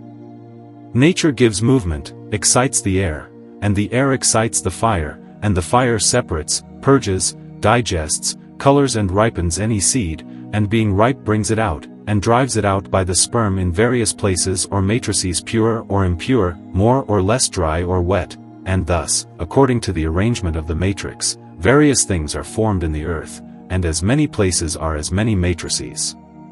Thus the most powerful Creator God has ordered all things so that one is contrary to the other, and yet the death of one is the life of the other, that what one produces the other consumes, and be produced another thing of what is consumed, more noble and naturally, and thus is preserved the equality of the elements, and in this manner separation from all things, principally from living things, is a natural death. This is why man must die naturally. For this purpose the compound of 4 elements is subject to separation, since every compound separates naturally, but this separation of the compound of man must be done only at the terrible judgment day, for in the earthly paradise man was immortal, as all theologians and even Holy Scripture testify. Yet no philosopher hitherto has given us any sufficient reason for immortality, which the children of the art must know, that they may see how all these things naturally occur, and may hear them very easily. It is true and very true that every compound of this world is subject to corruption, and that it can be separated, which separation in the animal kingdom is called death, and man being also composed of the 4 elements, who could be immortal, that this happens naturally, it is very difficult to believe. On the contrary, we have looked at this until today as a supernatural thing. Chapter 20. The Lord inspired the philosophers many centuries before that the death of man was natural. The terrestrial paradise is a certain place created by the Creator of all things, of the true non-elemental elements, but very pure and in perfect balance, and all things, created in this paradise, are incorruptible. There was also created man from the same incorruptible elements assembled in a just balance and in perfect equality, so that in no way could he be corrupted. This is why he was consecrated to immortality, because God, no doubt, had created this paradise for men only. But then by the sin of disobedience having transgressed the commandments of God, the Creator of all things, man was cast out of paradise and relegated to this elemental corruptible world which God had created for beasts, and he was obliged, not being able to live without food, to take his food from the elemental and corruptible elements, by which food the pure elements were infected. In this manner he gradually declined, and fell into corruption, so that one quality overcame and surmounted the other, the whole compound was ruined by infirmities, and finally separation having come about, death ensued. After that came nearer to corruption and death those which were created in the elements already corrupted, and from a corrupted seed and out of the earthly paradise, because the seed which comes from the corrupted foods cannot be enduring, and the longer it is that man has been expelled from the earthly paradise, the nearer men approach corruption. Hence it comes that life is shorter, and it will come to an end that human procreation and generation will cease because of the brevity of human life. There are, however, places where the air is better, and where the stars are more favorable. There, that is to say, in these countries, natures are not corrupted so soon, because men govern themselves better, but in many debauchery, the disorder of life and all the excesses to which sensual men indulge more quickly cause corruption, disease and death. And experience makes us see every day that the unfortunate children who are born of the seed of parents impure and overwhelmed with diseases, do not live long. But if man had had the happiness of remaining as much for himself as for his posterity in a place suitable to his nature, where the incorruptible elements are all virgin, he would have been eternally immortal, for it is certain that the pure elements are conjoined by virtue of equality. This subject must be incorruptible, and such must be the earth, of the philosophers. Ancients it was compared to such a creation of man, but modern philosophers, understanding it literally, tend to the corrupt generation of this century. This immortality has been the main cause for which the philosophers have applied themselves greatly to seeking this divine stone, for they knew that man was created from such whole elements. They therefore meditated a lot on this creation, which having known to be natural, they began to examine and try to find means to have these incorruptible elements, or if they could conjoin them and infuse them in some subject, to which the Lord inspired that the composition of such elements was in gold, because it is impossible for it to take place in animals, because they are obliged to sustain their life with corrupted elements. It is not also found in plants, because in them the inequality of the elements reigns, and all created things tending to multiplication. The philosophers have concluded that this possibility of nature could only be found in the mineral kingdom, and having proposed to make the experiments, they found this possibility, which being discovered, they recognized that nature contained an infinity of other mysteries, which being secrets of God, they did not come from there to the experiments, but they glad To know about it, the compound must fall through the element of water, and the fire which is potentially in the other elements, namely in the earth and in the air, unite together, and being conjoined make themselves victorious over the element water, and digest it, cook it, and finally freeze it, and in such a way nature helps nature. For if the hidden central fire, which was deprived of life, finds itself the victor, it acts in what is nearer to it and purer, being itself very pure and conjoined with it, then and in this way it is the conqueror of its opposite, it separates the pure from the impure, it then generates a new shape, and if he is helped again, the form he takes again becomes better than the first. It often happened that by the genius and the spirit of a learned artist, one can do immortal things, principally in the mineral kingdom. Thus all things are by fire and by the regime of fire, and take their being from it. If you hear me you will be happy, I'm speaking to you quite clearly, it's up to you to take advantage of good advice. Chapter 21. On the dangers of rabies and poisons. I believe myself absolutely obliged by my condition to watch over the health of men, and to tell them my opinion on the dangers of rabies and poisons. Poisons, offering very effective relief to those who cannot find it elsewhere. As we have everything to apprehend at every moment of the terrible effects of rabies and poisons which only too often afflict humanity, those who have the misfortune to be attacked by these disastrous accidents, will be able to obtain their cure with the following remedies. Very powerful arcane against the most dangerous poisons and the bite of rabid animals. There are great discoveries in chemistry which are too useful to humanity to leave them any longer in darkness and oblivion. It would be doing a crime towards God and a great harm to men, not warning that they can procure the greatest remedy of medicine in their pressing needs, and in the obvious dangers in which they may find themselves of losing their lives by unforeseen accidents, to protect themselves promptly from all the most dangerous poisons of nature, and heal themselves when they have the misfortune of being poisoned or bitten by rabid animals when they least think of it. This happens only too often in all countries. The virtue of the arcane that I have is so powerful, that it radically cures the rage of men and that of animals. It is etheriac, and minerals, it extinguishes and destroys them entirely. With this mystery we change a venomous matter, as well as the nature of the most violent venoms and poisons, into a salutary medicine that we can take without the slightest danger, since it is an effective remedy to cure ourselves. It is more than 30 years since I experienced this on myself. Everyone knows that arsenic is a most corrosive poison. I changed its nature into a salutary medicine, which I then experimented on myself without being sick, to convince myself by its effect, which I examined with the greatest attention to the excellence of the remedy which I had prepared. If I was not as sure as I was of its effectiveness, of course I would not have tested such a corrosive poison on my person. I would rather have done it on the animals to avoid the danger, and assure myself of the effect of the arsenic, which I knew was no longer a dangerous poison, but a good remedy. This arcana, that is to say my remedy against rage, is a great cordial and a very sovereign cephalic. Its virtue surpasses that of all sublunary remedies, it equals that of potable gold. This is why it can be used in all diseases, since it serves to prolong health and life to the most remote term. It is perfectly good against plague, smallpox and all the most contagious diseases if it is used in a time of calamity.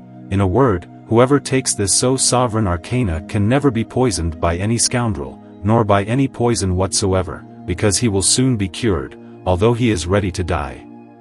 As it is not possible that such a beautiful discovery can ever hold a rank in the class of the most accredited ordinary remedies, and that on the contrary it is a masterpiece of the art of medicine, and a state remedy very precious by its importance and its usefulness, by curing rabies and poisons. This is why it is quite right that it should also be a masterpiece of recognition of those who will have the misfortune to be in an obvious state of losing their lives by the poisons of villains, whose number is so great, or by the bite of rabid animals, which is frequent, and from which no one is exempt in the best health. Reflections to be made on the dangers of rabies and poisons. Against the blows of fate, consider keeping yourself from afar in the present, look to the future. Non abet eventu sordida proida bonos, the bad results don't kill the good ones. The bite of rabid dogs is such a frightening disease, that there is no greater to be feared because of its terrible effects, she filled with terror all the peoples who preceded us, because they saw as we still see it by a sad experience, that the most peaceful person in health who had the misfortune to be attacked by this mortal venom, became immediately transported from fits of the most violent fury, and throws herself, in the delirium which disturbs her brain, as much on her family as on her best friends, to devour them pitilessly. Was there ever a more cruel destiny, since it reduces us to the humiliating condition of the most ferocious beasts, which in the transport of their fury in the rage that animates them, the impious Nebuchadnezzar, this so powerful king of Babylon, although stripped of his royalty and degraded of his dignity as a man by the order of God, to live miserably with the animals in the forests, had not, very nearly, a fate as unfortunate as that of a madman, since one is forced to put him to death. However dear he may be to his family and friends, to preserve himself from such an accident for which the remedy is unknown. Vividly penetrated by such a deplorable state which debases man, even if he were more powerful than Nebuchadnezzar, putting him, so to speak, below the lowest animals, the most skillful doctors hasten to study this kind of disease, as bizarre in its cruel effects, as it is interesting to help their fellows, and preserve themselves from a scourge much more terrible than the most dangerous plague. But after having researched with care and in vain the nature of this dreadful disease which strikes terror in all the bravest men, they confessed ingenuously and with pain that they were ignorant of a cause whose always unfortunate effects would only show themselves to our senses. It is not difficult to form the prognosis of this disastrous disease. It suffices to examine and remember at the same time the sad events that we see happen in all countries, since indeed, since the birth of medicine which is so ancient, until our days, the greatest masters of the art have not ceased to moan with reason on the cruel fate of those who have been bitten by truly committed dogs. They assure us that we cannot cite any well-established example of the healing of those who are known to be hydrophobic, that is to say, who fear water. The hydrophobes flee water. They are in aversion, because they imagine seeing in it the person or the animal, which bit them, and which still comes with fury to devour them. But it is still much more unfortunate to see that after so many centuries gone by, witnesses of bad success of the remedies that we have made up to now, we have not found a single one in the great number of recipes that we find printed in the books of medicine, and that we assure to be specific for rabies, but very useless for hydrophobicity. We have, says a learned doctor who loves humanity, in the history of venoms reasons not to despair, to find one day the antidote which is suitable for rabies, and for the diseases which have until now passed for being incurable, and consequently to apply to them all that the great Boerhaave says here only of hydrophobia, for I am strongly persuaded that the same Providence, tormented by such great evils, took care to put within their reach the remedies that suited them. Why then, he exclaims, should we not flatter ourselves to discover them, if we bring to their research all the prudence, the study, the zeal, and all the industry that it demands? Encouraged by this way of thinking, which is so commendable and animated by the same zeal of the great doctors who preceded me, I have sought in my turn to make myself useful, not only to present-day humanity, but also to all our descendants. I hope that my work will be as pleasant to them as it will be useful to them, since I have spared nothing to make such a beautiful discovery which deserves the most serious attention of sovereigns and subjects. In such just persuasion, having meditated much on the nature of venoms, which are so dangerous and especially when they are used by scoundrels, which is only too frequent, and to protect us from their disastrous effects, I have found the greatest remedies in the three kingdoms, against all the poisons and even the most dangerous, in order to guarantee the lives of men from the secret ambushes of the cowardly poisoners, who are the enemies hidden from the human race, and much more from the rich than from the wretched who have nothing to lose. I think I should recall here in abridged form what I wrote about the venoms in a book entitled Physico-Medical Dissertation on the Causes of Several Dangerous Diseases and on the Properties of a Purgative and Vulnerary Liquor, which is an almost universal pharmacopoeia, dedicated to Her Royal Highness and Electoral Madame l'Electrice de Bavière, whose I have the honor of being the first doctor of the corps, and which was printed in 1758, with the privilege of the King, at Claude Harrison, bookseller printer, Rue Neuve Notre Dame, in Paris. This dissertation is at home and not elsewhere. I said in my physico-medical dissertation, anything that disturbs the economy of the blood and humors, anything that can corrode the different parts of the body and stopping the course of the spirits or exciting the most violent movements is a venom. There are several kinds. Their action is to cause deplorable evils which often only end in death. There are those which gnaw, which ulcerate all the solids by their pungent and corrosive salts, which soon causes convulsive movements, gangrene, and then ends the unhappy life of the sick. Others coagulate the blood. The venom of smallpox is of this nature. It arrests the course of the spirits and acts in our liquors as are the venoms of the viper, of the scorpion, of the toad and of a rabid dog, which is the most dangerous of all in transmuting them into their nature. It cannot be overstated how greatly the venom of a mad dog is to be feared when it comes to ferment, as does beer, champagne, or any other similar liquor. It kindles a devouring fire in the blood, in the bile, and in the humors that cannot be extinguished. He makes the patient feel the excess of the most violent fury, as if he were in a fiery furnace.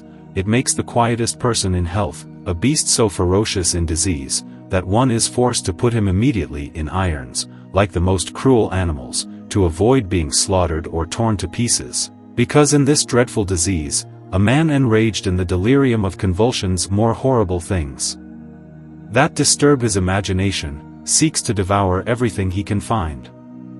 He does not know his parents any more than his best friends. He imagines that by biting them he will relieve his pain, which is inexpressible, and which usually ends in the most violent death. These are the most frequent accidents of this secret venom which hides itself from our eyes, and which one nevertheless recognizes by the bizarre effects which it produces for the misfortune of humanity, which must fear such an accident. This painting must be scary for everyone in general, but it is much more so for the afflicted family, and for the sorry friends of a madman who is so dear to them, to which, despite the desire we have to preserve it, we are forced to kill, when we do not know the remedy that could cure it. The air is made to be the domicile and the support of several heterogeneous matters, such as good and bad vapors, exhalations, nitre, sulfur, etc. And for this reason it becomes the scene of a great number of meteors, whose prodigies of all kinds astonish our eyes. That which one breathes from a sick person attacked by the plague or other contagious diseases, does not fail to infect the blood, as well as a venom inserted in this precious fluid, by the bite or sting of some poisonous animal. By examining closely and with great attention what it is, that separation which is made in the disease of the smallpox which is so contagious, one soon finds that it is nothing other than sulfur and excrement. Blood, or the gangrenous part of this same blood which is stripped of the mummy, and of this balm by the action of the venom which is of itself terrestrial, full of filth, raw and uncooked, very infected and corrupted, because the mercury and the sulfur which are united in a viscous humor, have never been able to be purified of a filthy and cold aqueousness which coagulates all the fluids, and burns the solids, when the poison is volatile, like arsenic, water kind, and other poisons of this species, which ulcerate and corrode all the parts they attack with their acrid, venomous and prickly salts, which cause inflammation, gangrene and death to those who are poisoned or bitten by a rabid dog. Rabies is a venom very difficult to tame, and all the more dangerous because it far surpasses by its very great activity, which is beyond all that can be said of all the other most contagious venoms.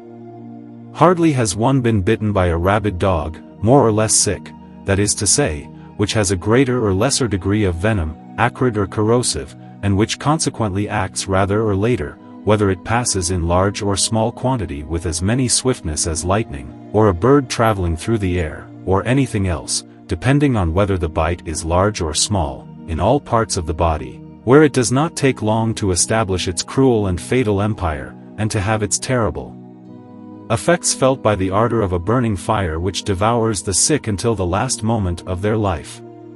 It is not easy to determine with the utmost exactness the character and quality of such venom, because it is not visible.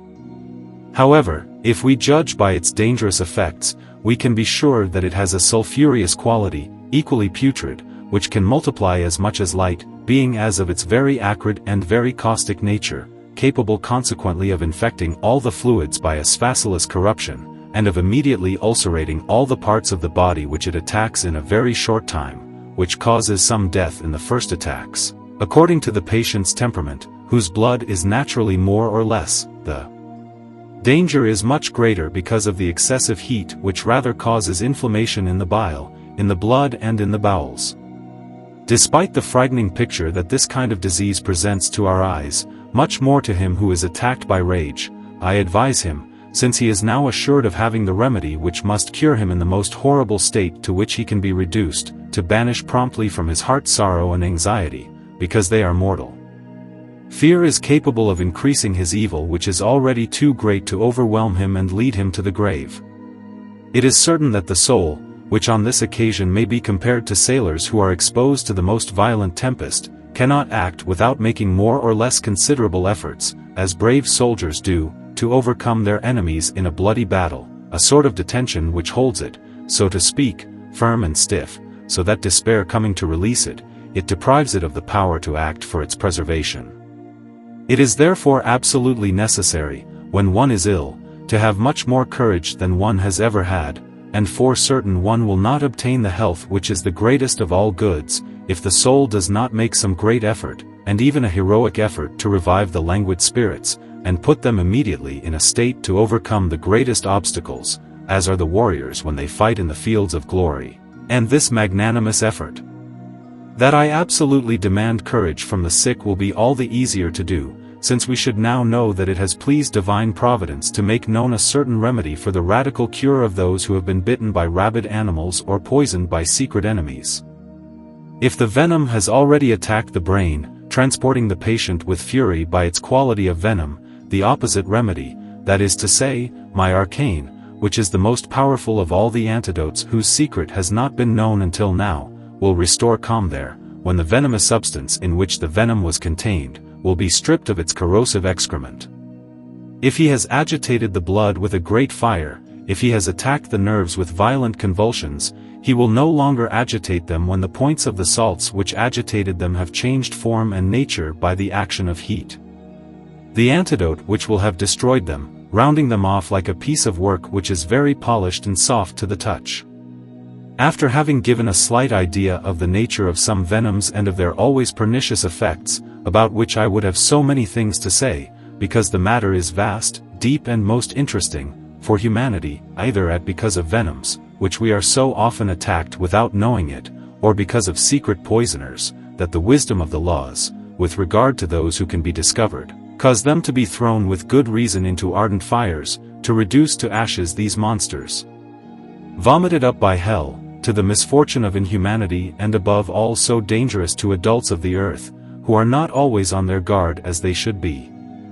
This matter, not having been sufficiently examined, deserves the most serious attention. It is infinitely important to know the nature of each venom in particular, but it is much more important to know the antidote to these dangerous venoms, and I can affirm that I know perfectly the antidote of each venom which kills not only men, but also animals, such as oxen, cows, sheep and others. This disease has been desolating Europe for a very long time, and causing immense losses, because we do not know the remedy by bringing it out of the darkness, where it has been hidden for so many centuries. It will then be, if it happens, of the greatest discoveries that a physician could have made to preserve men from venoms, also from the wickedness of poisoners, and animals from their diseases, the loss of which has ruined so many countries, and will continue to ruin them until the moment where the remedy will be known and brought to light, as I can do if men know how to reward such useful work undertaken to succor them in their needs.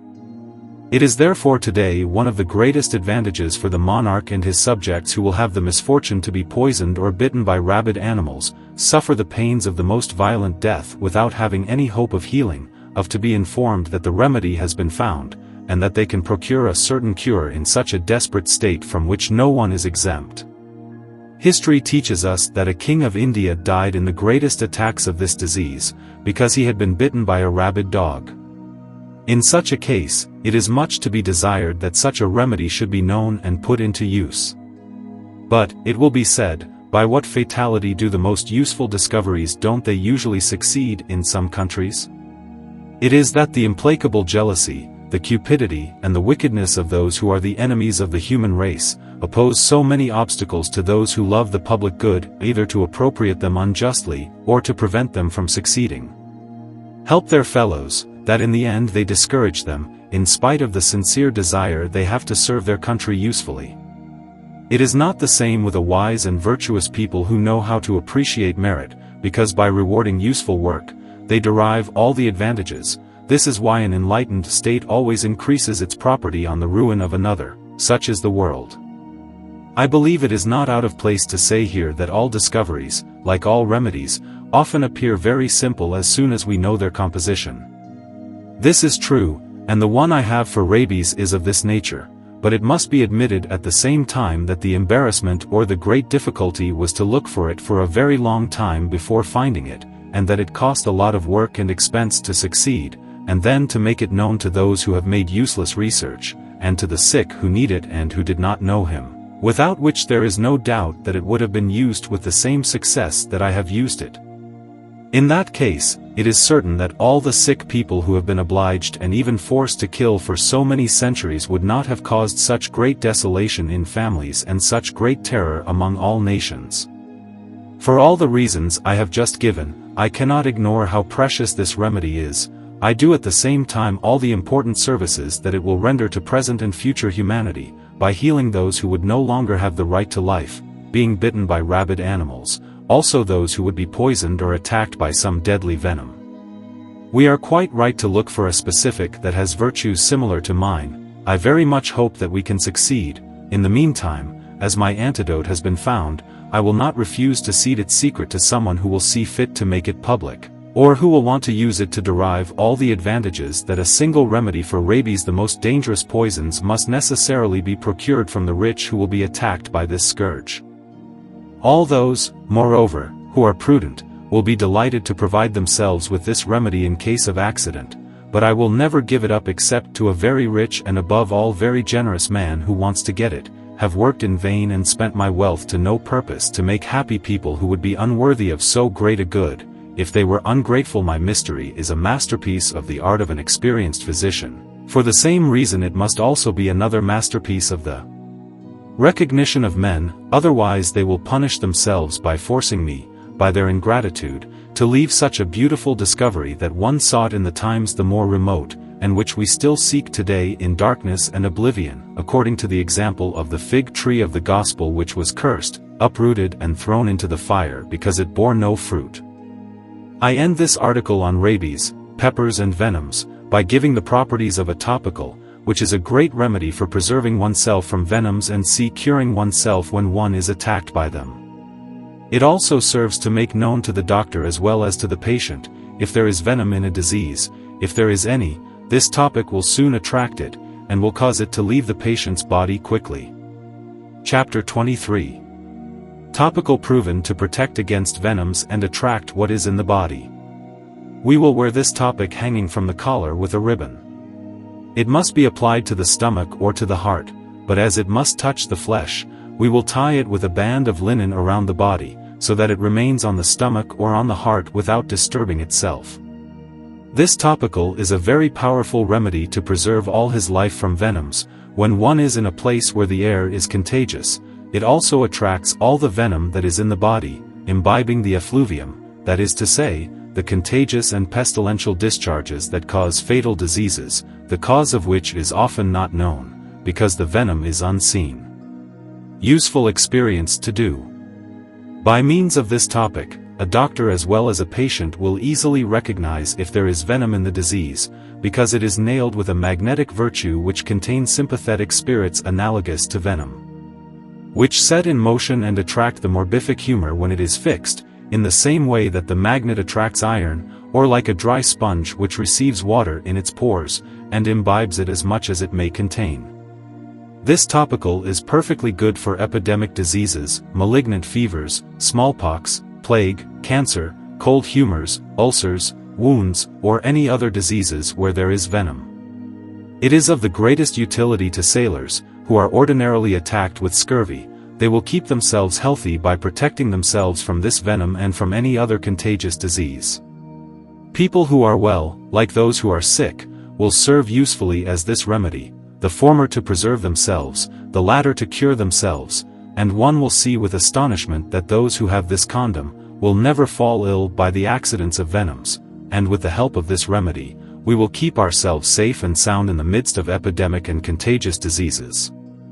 We will take care to look at this topic from time to time to see if it changes color, and when we have seen that it has become black, we will detach it promptly, for the blackness indicates that he drew the venom which was in the body.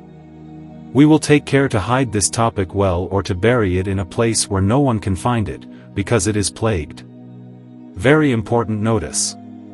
If anyone, unfortunately, were to smell this topic emerging from the body of a patient, it is certain that he would fall dead on the spot. This is why it must be taken out with precaution by wrapping it in a cloth soaked in vinegar to bury it afterwards, and before that time we wash our hands with vinegar or any other thing, and we will breathe it for avoid any accident. You can use my cordial, which is a most pleasant remedy to breathe. We will then put another topical in place, as above, both to protect ourselves from the venom, and to attract the one who could have remained in the body. We will then add a third, if the need requires it, and, in a word, until the last topical applied to the stomach or to the heart remains absolutely white, because then it is a proof certain that there is no more venom in the body. This topical is also good for animals. It is incorruptible. Those who need it will find it with me. Chapter 24. On the niter, very exact purification of the niter to carry out the most beautiful operations of chemistry. It is not in vain that the philosophers have done the greatest research on the niter that they have worked in their own way. They got it called Cerberus, infernal salt, mercury, earth serpent, their magnet, and sea, to hide the true name of the niter from us in the operations they told us about. Knowing also, like these great men who deserve all the homage of humanity, that the niter is one of the greatest agents of nature, I made a particular study on this marvelous agent to know its properties which are immense, and put myself in a position to use it successfully in the operations of chemistry, relating to medicine, agriculture and the arts. These important objects to which I applied myself put me in a position to find very good remedies with which I gave relief effective for the sick, and to fertilize the most ungrateful lands. The art of the salpetrier is everywhere of the greatest utility for the arts, and especially for the preparation of the niter which is used to manufacture gunpowder, but he is not enlightened enough for so useful a work, since the best purified niter of the arsenals is always filled with many impurities which prevent the great effects which the niter is capable of producing, and which it will not produce. Never if it is not well purified. The perfection of such a marvelous art belongs only to chemistry. It is only by this sublime science, which will always be the torch of the most great men, whom were found gunpowder, porcelain, glassware, malleable glass, sounds the Emperor Tibra, his eternal lamp which burns without ever being consumed, and sees so many other most useful things. It is through it again that we have discovered the marvels of the niter or of that universal spirit which is the miracle of nature, with which we work so many prodigies when we make use of it for purpose. Such beautiful knowledge was never and will never be the responsibility of a mountaineer. Too limited in his practice, although he is moreover a very good artist for making ordinary gunpowder. The Venetians were the first to use it, and by means of it they won, in 1380, a great victory over the Genoese. All the sovereigns have made use of it since that time to wage war. What a fatality for the human race, to have found such a beautiful secret which should have remained in oblivion only for war, but which would have been used solely for medicine, agriculture and the perfection of the arts. Without gunpowder one cannot force or defend the places, and as by its use one overcomes the greatest obstacles, it is therefore necessary to have better powder than usual, if one wants to have it. Superiority over his enemies. This article is not my responsibility, because it looks at the war which unfortunately destroys men, whom I want to keep in the best health as much as I can. Having an indispensable need in my operations for a niter much better purified than that usually found in arsenals to make remedies of great virtue for the sick, I had to find a way to purify it philosophically. And for this purpose I used the best purified niter in the arsenal, not knowing where to find better. I made several tests before succeeding, because we have nothing fans hardly. In the last experiment I made, I used 6 books of the finest niter of the arsenal and of the purest, and after having purified it according to my method, I only had 1 pound, a quarter and 2 gross of well-purified niter left. What remained in my vessel after the operation was a very impure fixed salt. I used with success this niter which I purified and which is very different from that of the arsenal which is given to be very well purified, and which is not nearly as much as it can be according to the experiment that I made and of which I have the proof. I feel that if I purified it even better, as I can, Jupiter already too powerful with his mantle full of filth, a great obstacle to his incomprehensible strength which can be further increased. All the niter which will be purified and exalted to such a high degree of purity that mine will have astonishing properties, and will produce effects worthy of admiration, not only in medicine, which is my principal object, but also in agriculture, in artillery and in the arts. It will also be very helpful on occasions when extraordinary strength is needed to level paths by opening mountains to search for mines and uncover them to work them with greater ease. The different operations of chemistry on the niter are clearly seen that it is of the most beautiful secrets of nature, than to know its properties and the different uses to which it can be applied, whether it is taken from the earth or from the air. It is everywhere admirable, and even it would be incomprehensible if we did not see its surprising effects. According to the preparation I want to give it, it becomes a blessed salt as sweet as milk, and by a different work, one can make of it the most terrible thunderbolt of nature. With this infernal matter, the highest mountains are raised, the hardest stones are broken, and all metals are melted with great ease. We see it very often in the dreadful effects of lightning and claps of thunder which shatter, probe, and calcine in an instant, which 1,000 forges set ablaze with the most violent fire are not capable of doing as quickly as he. By these terrible effects which make the most daring tremble and which it is so easy to imitate with a well-purified niter, one must feel what degree of activity and of the most extraordinary force one can give to the niter, every time that he will have prepared by a living hand and in a certain way, either for artillery or for the perfection of the arts, and above all for agriculture, this so essential part on which so much has been written and whose usefulness is so recognized, that I will not dwell much here on the properties of niter in agriculture to have the richest harvests and the most beautiful fruits, nor on its virtue for multiplying plants. Great property of niter for agriculture. The strength of the niter which is hidden in the simple manure which is very impure, does not fail to demonstrate every day to the people of the countryside the need to use it to have bread, vegetables, and in a word, all the things that the earth produces for our use, and often in abundance, by using a very impure niter. But what will it be, and what greater riches should we not hope for from the earth by using the prepared niter and purified like mine? I have seen the most surprising effects of them, and I have shown them in my garden to the curious who would have found it difficult to believe them, if they had not seen them with the greatest admiration for the quality and the quantity of different productions with which it was adorned.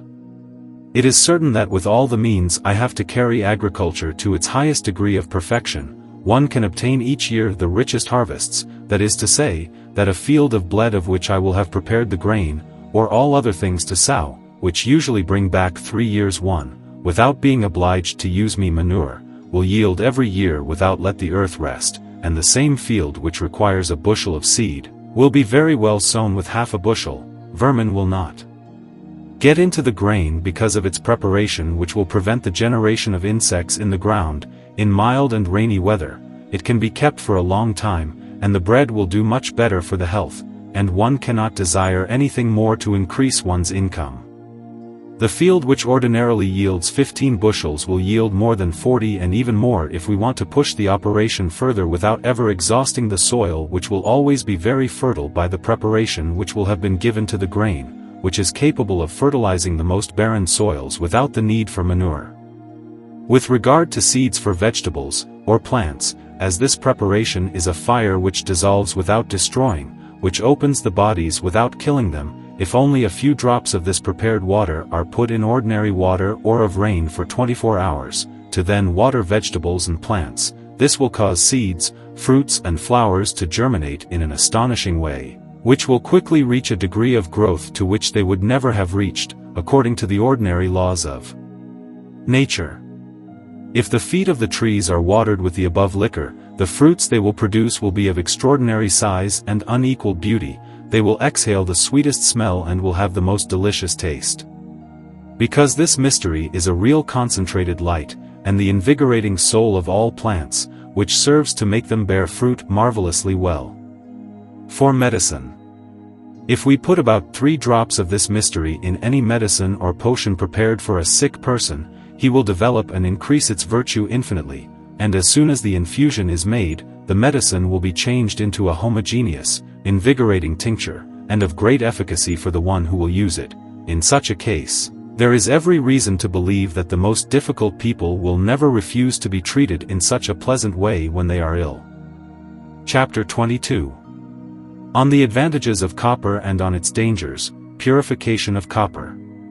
This metal, which is so useful for all sorts of works, has been proscribed for some years by doctors and by magistrates because of the mortal poison it contains, which has been known to perish for several centuries a very great number of people who did not know the danger.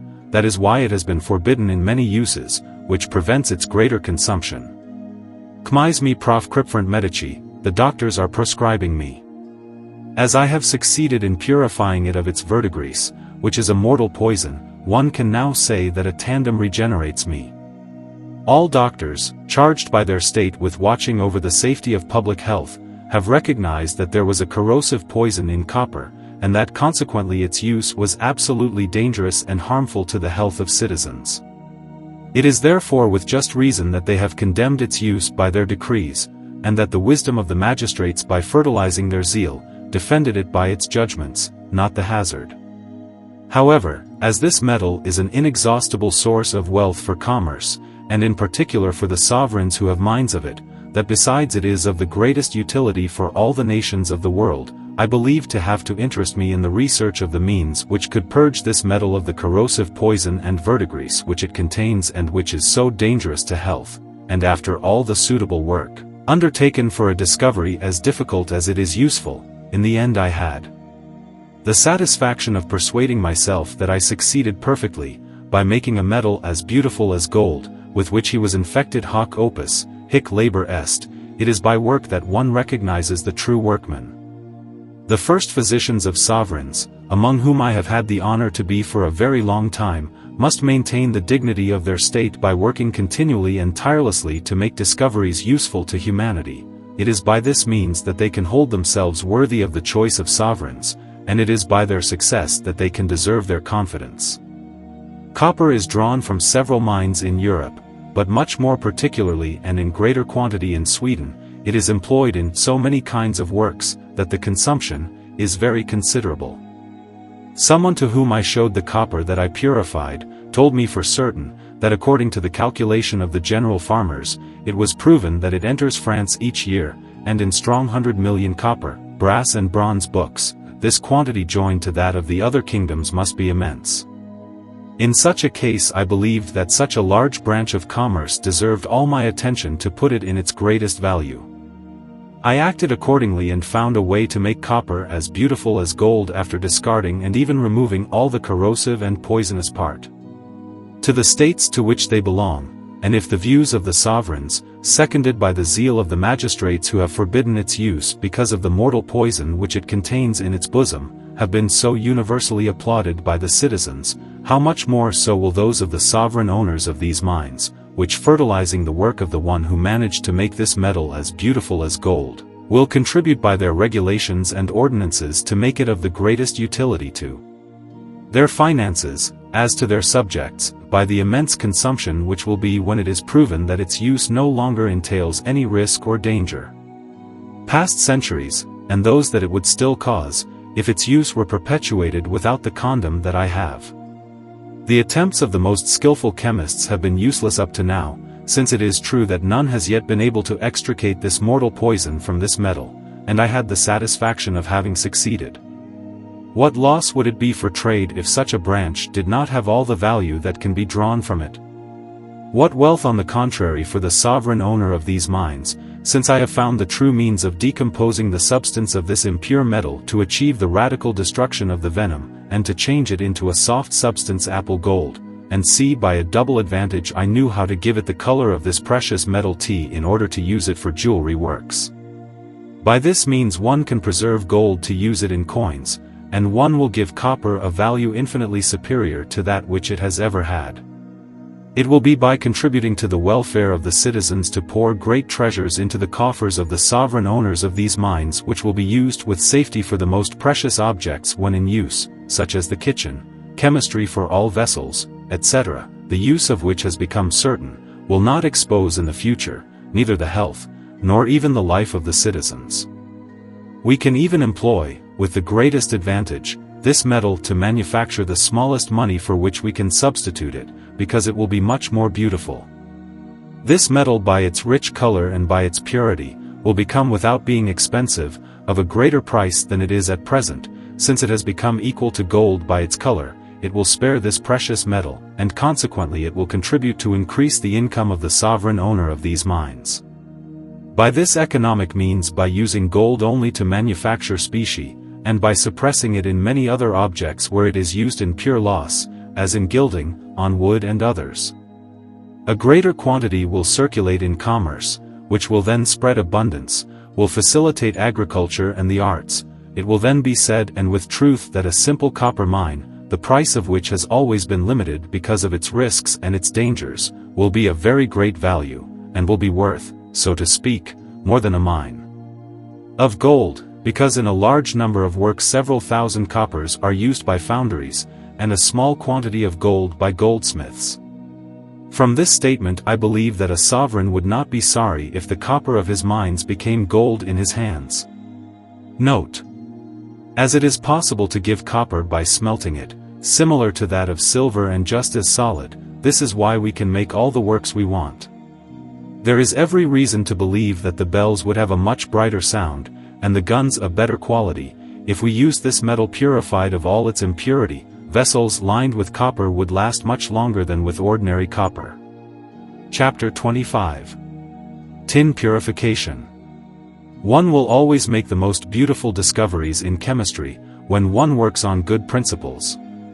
The purification of imperfect metals is an object well worthy in all respects of the attention and research of those who cultivate this science to increase the prosperity of commerce by perfecting the arts.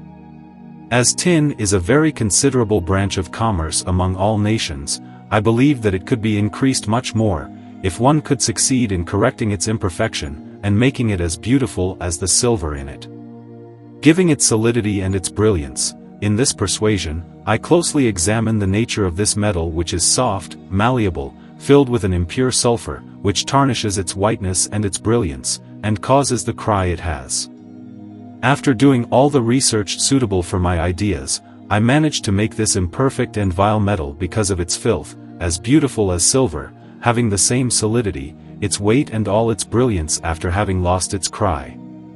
It results from this discovery made several years ago, that a simple tin mine can become much richer than a silver mine by the immense output that could be made of this metal, which has become so rich, since it is comparable to silver in beauty, in solidity, and that it is infinitely below the value or the price of silver.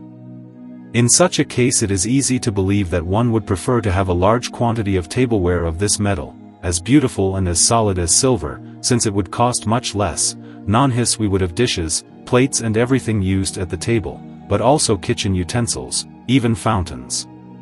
Everything that goldsmiths do in silver, founders, boilermakers for all the vessels of chemistry, stills, and sea, could be made of this metal, as well as the vases, the candlesticks and the large figures of the churches. One could also make vases and figures of this metal to adorn the apartments and the gardens. They would be made into sword hilts for the troops, buckles, buttons for their clothes, and hat brims. By this means of saving money would be more abundant in the currencies to make cash, and if the government deems it appropriate, it could have small coins made instead of soles, farthings and coins of 2 soles by giving them the appropriate value. This new currency would be more beautiful and more solid than the one that exists in the public. The dyers, who use pewter for colors, and especially for scarlet, would have, either for silk or for wools, much more brilliant colors than they have for clothes. For tapestries. All these things united or separated would become very rich branches of commerce for the kingdom, as with foreign countries. It should be noted that one can also to give this pewter a solid color as beautiful as gold to make vermeil crockery, snuff boxes, buckles, watches and torches, and see, one can also spin this metal for the uses to which they are suited. I can very well purify the lead to give it a beautiful color of gold and silver. I have been told that there enters or leaves the kingdom each year 600 million weight of lead, tin, and tin. If all these materials were well purified, it would be a very great advantage for the arts, and trade would be much more considerable with foreigners, who would hasten to provide themselves with them by bringing us their foodstuffs. Or his money. Mercury can also be purged to the supreme degree of purity of all its heterogeneous materials. Very exalted, those curious about beautiful chemistry could make astonishing and magnificent vegetations of gold and silver color. These marvels of nature would be used to adorn the apartments of kings and the cabinets of the curious. One would find there the useful and the pleasant. The oil that can be extracted from metals is of great value to those who know how to use it. That is to say, the metals must be dissolved into oil, which is purified without using any corrosive. Fine pearls, talc, coral and all precious stones can also be dissolved in water and oil. One can have the greatest remedies to cure all diseases. With the waters and oils, which can be drawn from them when these remedies have been purified very exactly of all their heterogeneous parts, they will act with much more activity to cure the sick according to the desire of the physician, who will be able to choose from the great number of the remedies thus prepared those which will be appropriate best for each disease. As it will never be possible to catch all the fish which are in the sea, it will be the same of alchemy. She is so rich in all productions of nature, that we will never be able to find all the precious secrets that she hides from our eyes. We must however believe that God will allow the birth in each century of extraordinary men whom he will fill with his graces to make beautiful discoveries in this inexhaustible science in prodigies. For this reason one must not neglect its study because of the great advantages which one will derive from it. Our elders, who are beautiful models to imitate, have already found many useful to society. Why wouldn't we find them as advantageous and perhaps much more important, if we want to work like them? It is certain that the work undertaken to practice the well always has such happy success. I wouldn't finish if I wanted to talk about an infinity of very useful operations that can still be done, which would lead me to write several volumes. I will limit myself to finish this work to give ideas to the amateurs of alchemy on the real transmutation which one can make of imperfect metals in gold and silver, so that one can make a good use of this rare secret, if we manage to find it. Nature makes gold in her mines, that is indisputable. The merit of my operation is to help nature powerfully in her work, and to greatly shorten the time of her work by the help of art and the genius of the artist. I do not pretend to say on this occasion, that the art which I use in my work is capable of changing imperfect metals into gold or silver, but I mean that nature being aided by art, it will be able to do, for example, in 10 or 20 years, when it will be assisted by a skillful artist, what it could not do for several centuries by its ordinary work, which is always very long. Chapter 25. Chemical operation, natural and very simple to effect the transmutation of imperfect metals into gold and silver, without needing the projection powder of the Hermetic philosophers, of which nature has never made use. In studying nature, I have seen that we often go to seek very far away, what was very near to us. It is the common defect of most artists to persist in seeking something where it is not. This is why they will never succeed when they do not want to imitate nature, which must be our compass, and that of reason. Almost all the chemists work only to make gold and to procure wealth. They spend their life in error and pain by spending their money badly, and often that of others, and never they will succeed in their enterprises, because they do not know the nature which is always obedient to carry out the will of the Creator in the works which He ordered him to do. If they had taken the trouble to study its movements and the invariable laws which were prescribed for it, and if they had followed it in its ordinary course which accords with reason and experience, they could not ignore that to succeed in an operation, it is always necessary to imitate this learned mistress, to use the same principles that she received from the Creator, and the same ways when one wants to reach the same goal. After having meditated as much as possible on this learned mistress, who gives movement to all beings in the universe, I believe I am now in state to say to those who want to transmute imperfect metals into gold and silver, that they would most certainly succeed in their enterprise, if I were allowed to communicate to them a very great and very good process, which without being comparable to the marvels of the great work, is limited only to transmuting imperfect metals into gold or silver, similar to those of the mines, without having any need for the laying of projection which nature has not provided. Never served. It is the work of simple nature, for this operation in either crucible, nor furnace, nor fire, nor any chemical vase is needed for the transmutation of imperfect metals into gold or silver, in a word, I repeat, of the learned nature that must be followed and imitated step by step in all its steps. By entrusting this rich operation to his care, there is no need for an artist and even less for a laboratory, which is either pleasant. She will follow her as usual without making mistakes, that is to say, little by little, like a hen incubating her eggs to have chickens, and she will do the transmutation of metals herself in a much shorter time purified entrusted to him. It is quite true that in such a work it would perhaps require more than 100 years for nature to finish it, but, well, we know that art can shorten much his work.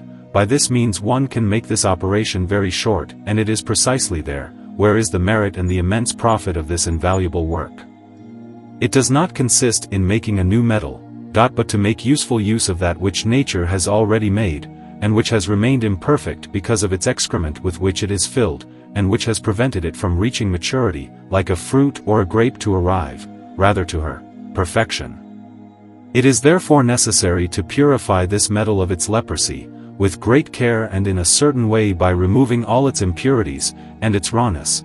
One opens absolutely all its pores, one then magnetizes it with a very animated aurific and astral sulfur to vivify its intrinsic heat, which is very languid and almost extinguished because of the impurities with which it is filled, and as it were suffocated. It is then buried at a marked and precise distance in a gold or silver mine in the same way as the plowman deposits his grains in the earth to make them germinate, vegetate and produce their similar, because the mine is filled with spirits and a substance, fixed metallic, which concentrate, bind very strongly, unite intimately and quickly fix themselves in a perfectly solid body to the prepared metal, which has been deposited in the mine and arranged as appropriate, sapiendi satis, wise enough, unclean, which has then been well purified of its excrement, the pores of which have been very open, having been especially well magnetized by the sulfur of gold, will draw into itself and with the greatest force from the very mine where it is will have buried,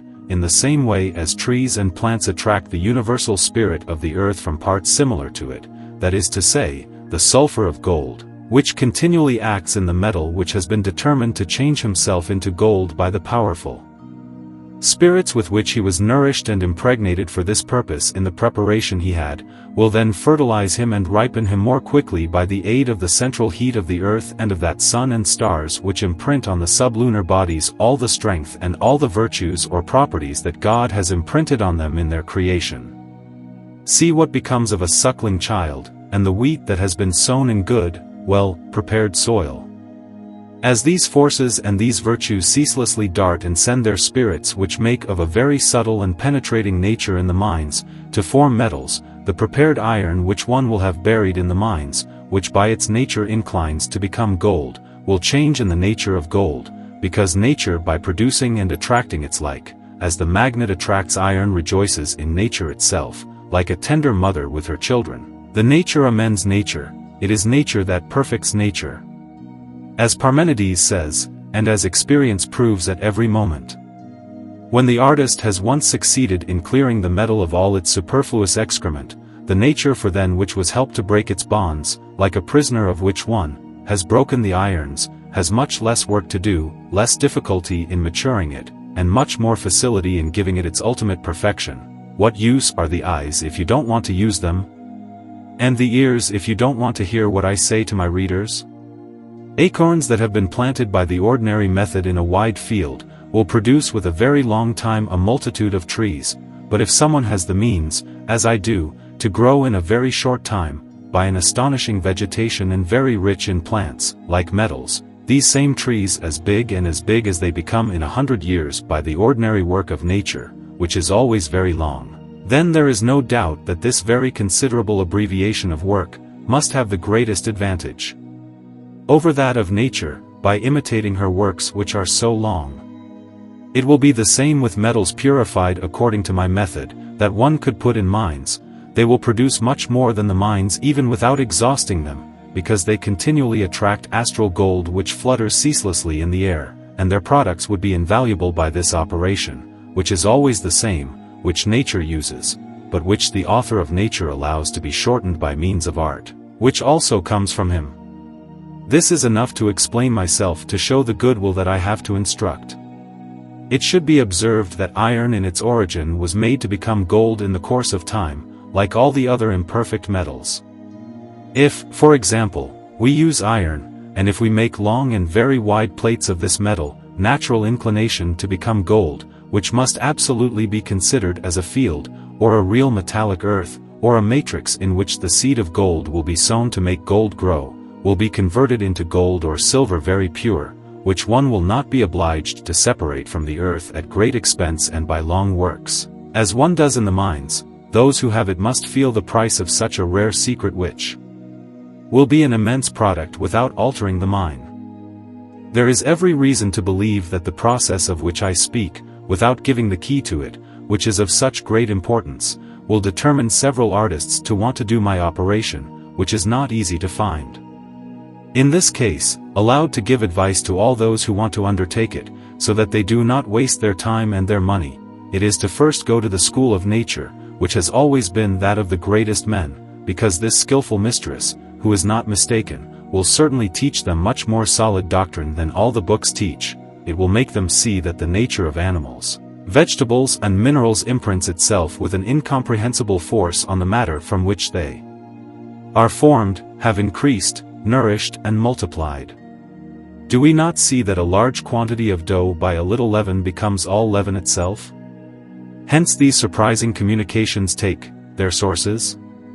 It is only exalted and concentrated spirits, similar to those I use to magnetize iron or any other metal with an aurific sulfur, which by communicating and introducing themselves into the pores of the metal that one wants to change into gold, submit to their empire all that they meet which is fit and disposed to receive their lively impression. We have the terrible proof of it in all poisons, but above all in men and rabid animals, which are this horrible transmutation by communicating rage as quickly as lightning to all those they have bitten.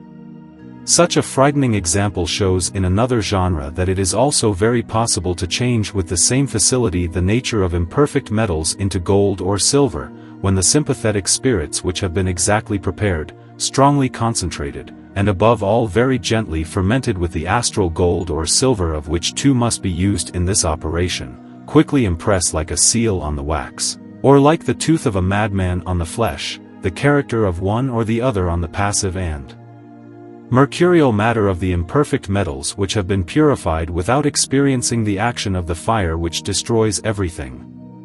So their transmutation into gold or silver is done with as much ease as those of bees, wax. Likewise the silkworm, after having converted the leaf of the mulberry tree into silk, it converts itself into a species of bean, and finally passes from the low condition of a reptile to that of a bird, as also volatile toads, bats, butterflies, worms and flying fish. Water also makes transmutations. It changes into the grass which increases itself, the grass into the beast which grazes on it, the beast into the man who feeds on it, and finally the body of the man in the earth who receives him after his death. The same water in plants changes into roots, into bark, into trunks, into branches, into leaves, into flowers of different colors and smells, into seeds, in vegetables, in fruits, and in so many other different things that it is very useless to quote them, because they are too well known. And yet nature repeats every year and every day the same changes which are continual transmutations, from one thing to another. Lord, how great and admirable are your works! As it is not possible to call into question the different transmutations which are constantly before our eyes, we cannot equally doubt that an enlightened artist can in his turn perform transmutations similar to those of nature, and abridge much his work by leading it like her, by a shorter path, to its ultimate perfection. It is also necessary to observe that the base metals are a raw and imperfect gold or silver to which a precious and hidden art makes procure the maturity and the perfection which were in the first intention of nature, made to be perfected. This feeling is confirmed by the following experiments. The assayers of money are not unaware that the base metals are all embryonic from a fixed grain of gold and silver, which in its minds imperceptibly converts the mercurial part into itself by a slow maturation, and these workers are obliged to carefully release this precious grain which is found, already formed by nature in lead, when they want to use this one to test the materials of gold and silver, whose title they must note with precision, quicksilver, as it comes from the mines, after a long and gentle coction which has overcome its rawness a little, returns a few grains of fine gold to the curious patient enough to wait a year for the effect of this ordeal. But 4. Return to the transmutation of imperfect metals into gold or silver, as this rich operation is not the responsibility of an individual, whatever science he may have, and that it can only be suitable for the owners of the mine's gold and silver, unless they wanted to give it to me. This is why I saw myself forced to leave this beautiful operation in darkness and in oblivion, where it can still remain without ever coming out, because life is always very uncertain, especially at an age as advanced as mine, and which moreover I never wanted to put right down the very important things that I have learned, so that they do not fall into the hands of the ungrateful or those who might misuse them, being too rich. If I could have had a small piece of land in a gold mine, which I would have been sure we would not have touched, then there is no doubt that I would have performed the operation of which I speak, with all the more reason since I am very certain that she will succeed. Operation is very modest, and the product is immense. I would have made gold grow in this mine, like a gardener grows vegetables in his garden, or in warm earth, to have during the winter what nature gives us at the end of autumn, and this mine, by the abbreviation of my work, would have become the richest mine in the universe. What satisfaction would I not have felt before finishing my career, which is perhaps so close to its end, if I had been able by such useful work to render the greatest service to all my compatriots, and above all to the unfortunate whose number is so great, and that without ever borrowing anything from anyone, but only to nature, which has known me for a very long time, from whom I have always listened to the advice and wise lessons that she was good enough to give me. I make no doubt that she is a good and tender mother who loves honest people when they cultivate her with the intention of doing good. For this reason I would have addressed myself to her who possesses all the goods of the universe, because she would have been my most solid banker. She would have lent me her gold and her silver without any interest, and even without wanting to demand any reimbursement from me. She would have opened her prodigal hands, her coffers and her attics, to give me with generosity and profusion, without impoverishment, all that I would have asked of him, with the greatest zeal to pay the debts of the state, and to spread abundance there without it costing the least thing to the nation. I would have taken from this good mother everything I would have wanted to make the happiest fate for all the brave soldiers, from the first to the last, who serve the country on land and at sea, and those of my parents, who are only rich by titles and laurels, would not have been forgotten. But what efforts would I not have made for agriculture and the arts, which I have always loved, either to reward them for services that they give us back and to encourage them, and at the same time to favor the trade which is the support of the state. All these important objects would have cost him, I agree, immense treasures. Despite this I would not have spared them, because it is rich and beneficent towards those who are a good use of its wealth, which as of reason would have served to build a vast edifice that the universe would have admired by its magnificence, and its gilded paneling, to the god of medicine and to his wise ministers who would have liked to occupy it, and before all things, or at least at the same time, to erect superb temples, very well endowed, to the all-powerful master of this nature which fills us at every moment with all its benefits. This, I will be told, is the finest of all projects, and if he is not chimerical, he leaves nothing more to be desired, since he certainly gives the best of all means to procure very great wealth, and so cheaply, without being obliged to ever have it reimburse anyone. If someone were to make such an objection, the answer would be very simple, saying that a prudent man should never decide a thing that he does not know. He should even know that what he does not know, another can know. Multa negat ratio, at vera experientia monstrat. Reason denies much, but true experience shows. He could also be told to prove the contrary by well-established facts, or to do this himself. Experience if he doubts it, or at least put me in a position to have at my disposal for a certain time a suitable space of ground in a gold mine, then I will experience it at my expense, on condition that I derive the benefit from it. As I have always been the sincere friend of the public good, on this occasion, it is the desire that I have to oblige him, which commits me to let him know that this operation, which has been unknown until now, exists, and that he can derive great advantages from it. Moreover, if I did not want to render her such an important service, I am well able to keep silent, and never to bring her out of the darkness where it is hidden, along with many other things that I know of, which are more important than this operation. But in favor of the essential service that I want to render, I will not refuse to test the process of which I speak here. It is well worth it, since the expense is very modest, and the product is immense. But if circumstances determine me to communicate such a beautiful secret, which is the fruit of my labors and the object of a legitimate fortune, only to an owner of a gold mine, I want to have the most certain proof. Not by vain words which are so ordinary, and bear no fruit, but by effects as real as mine that he in turn wants to be my true friend, by doing to others all the good that I cannot do them or myself with this procedure, which has cost me a great deal of research, since I do not have a mine at my disposal. In this certainty, I will eagerly take this rich light out of the thick darkness that surrounds it, so that we can experience all its wonders, and derive all the advantages of the most useful operation to make people happy without it. Costs nothing to anyone. By making such a beautiful present in such a disinterested way to him from whom I have received no service, everyone will agree that it is only fair that I should be paid for the return of the most sincere friendship, with such a condition, can be paid very cheaply.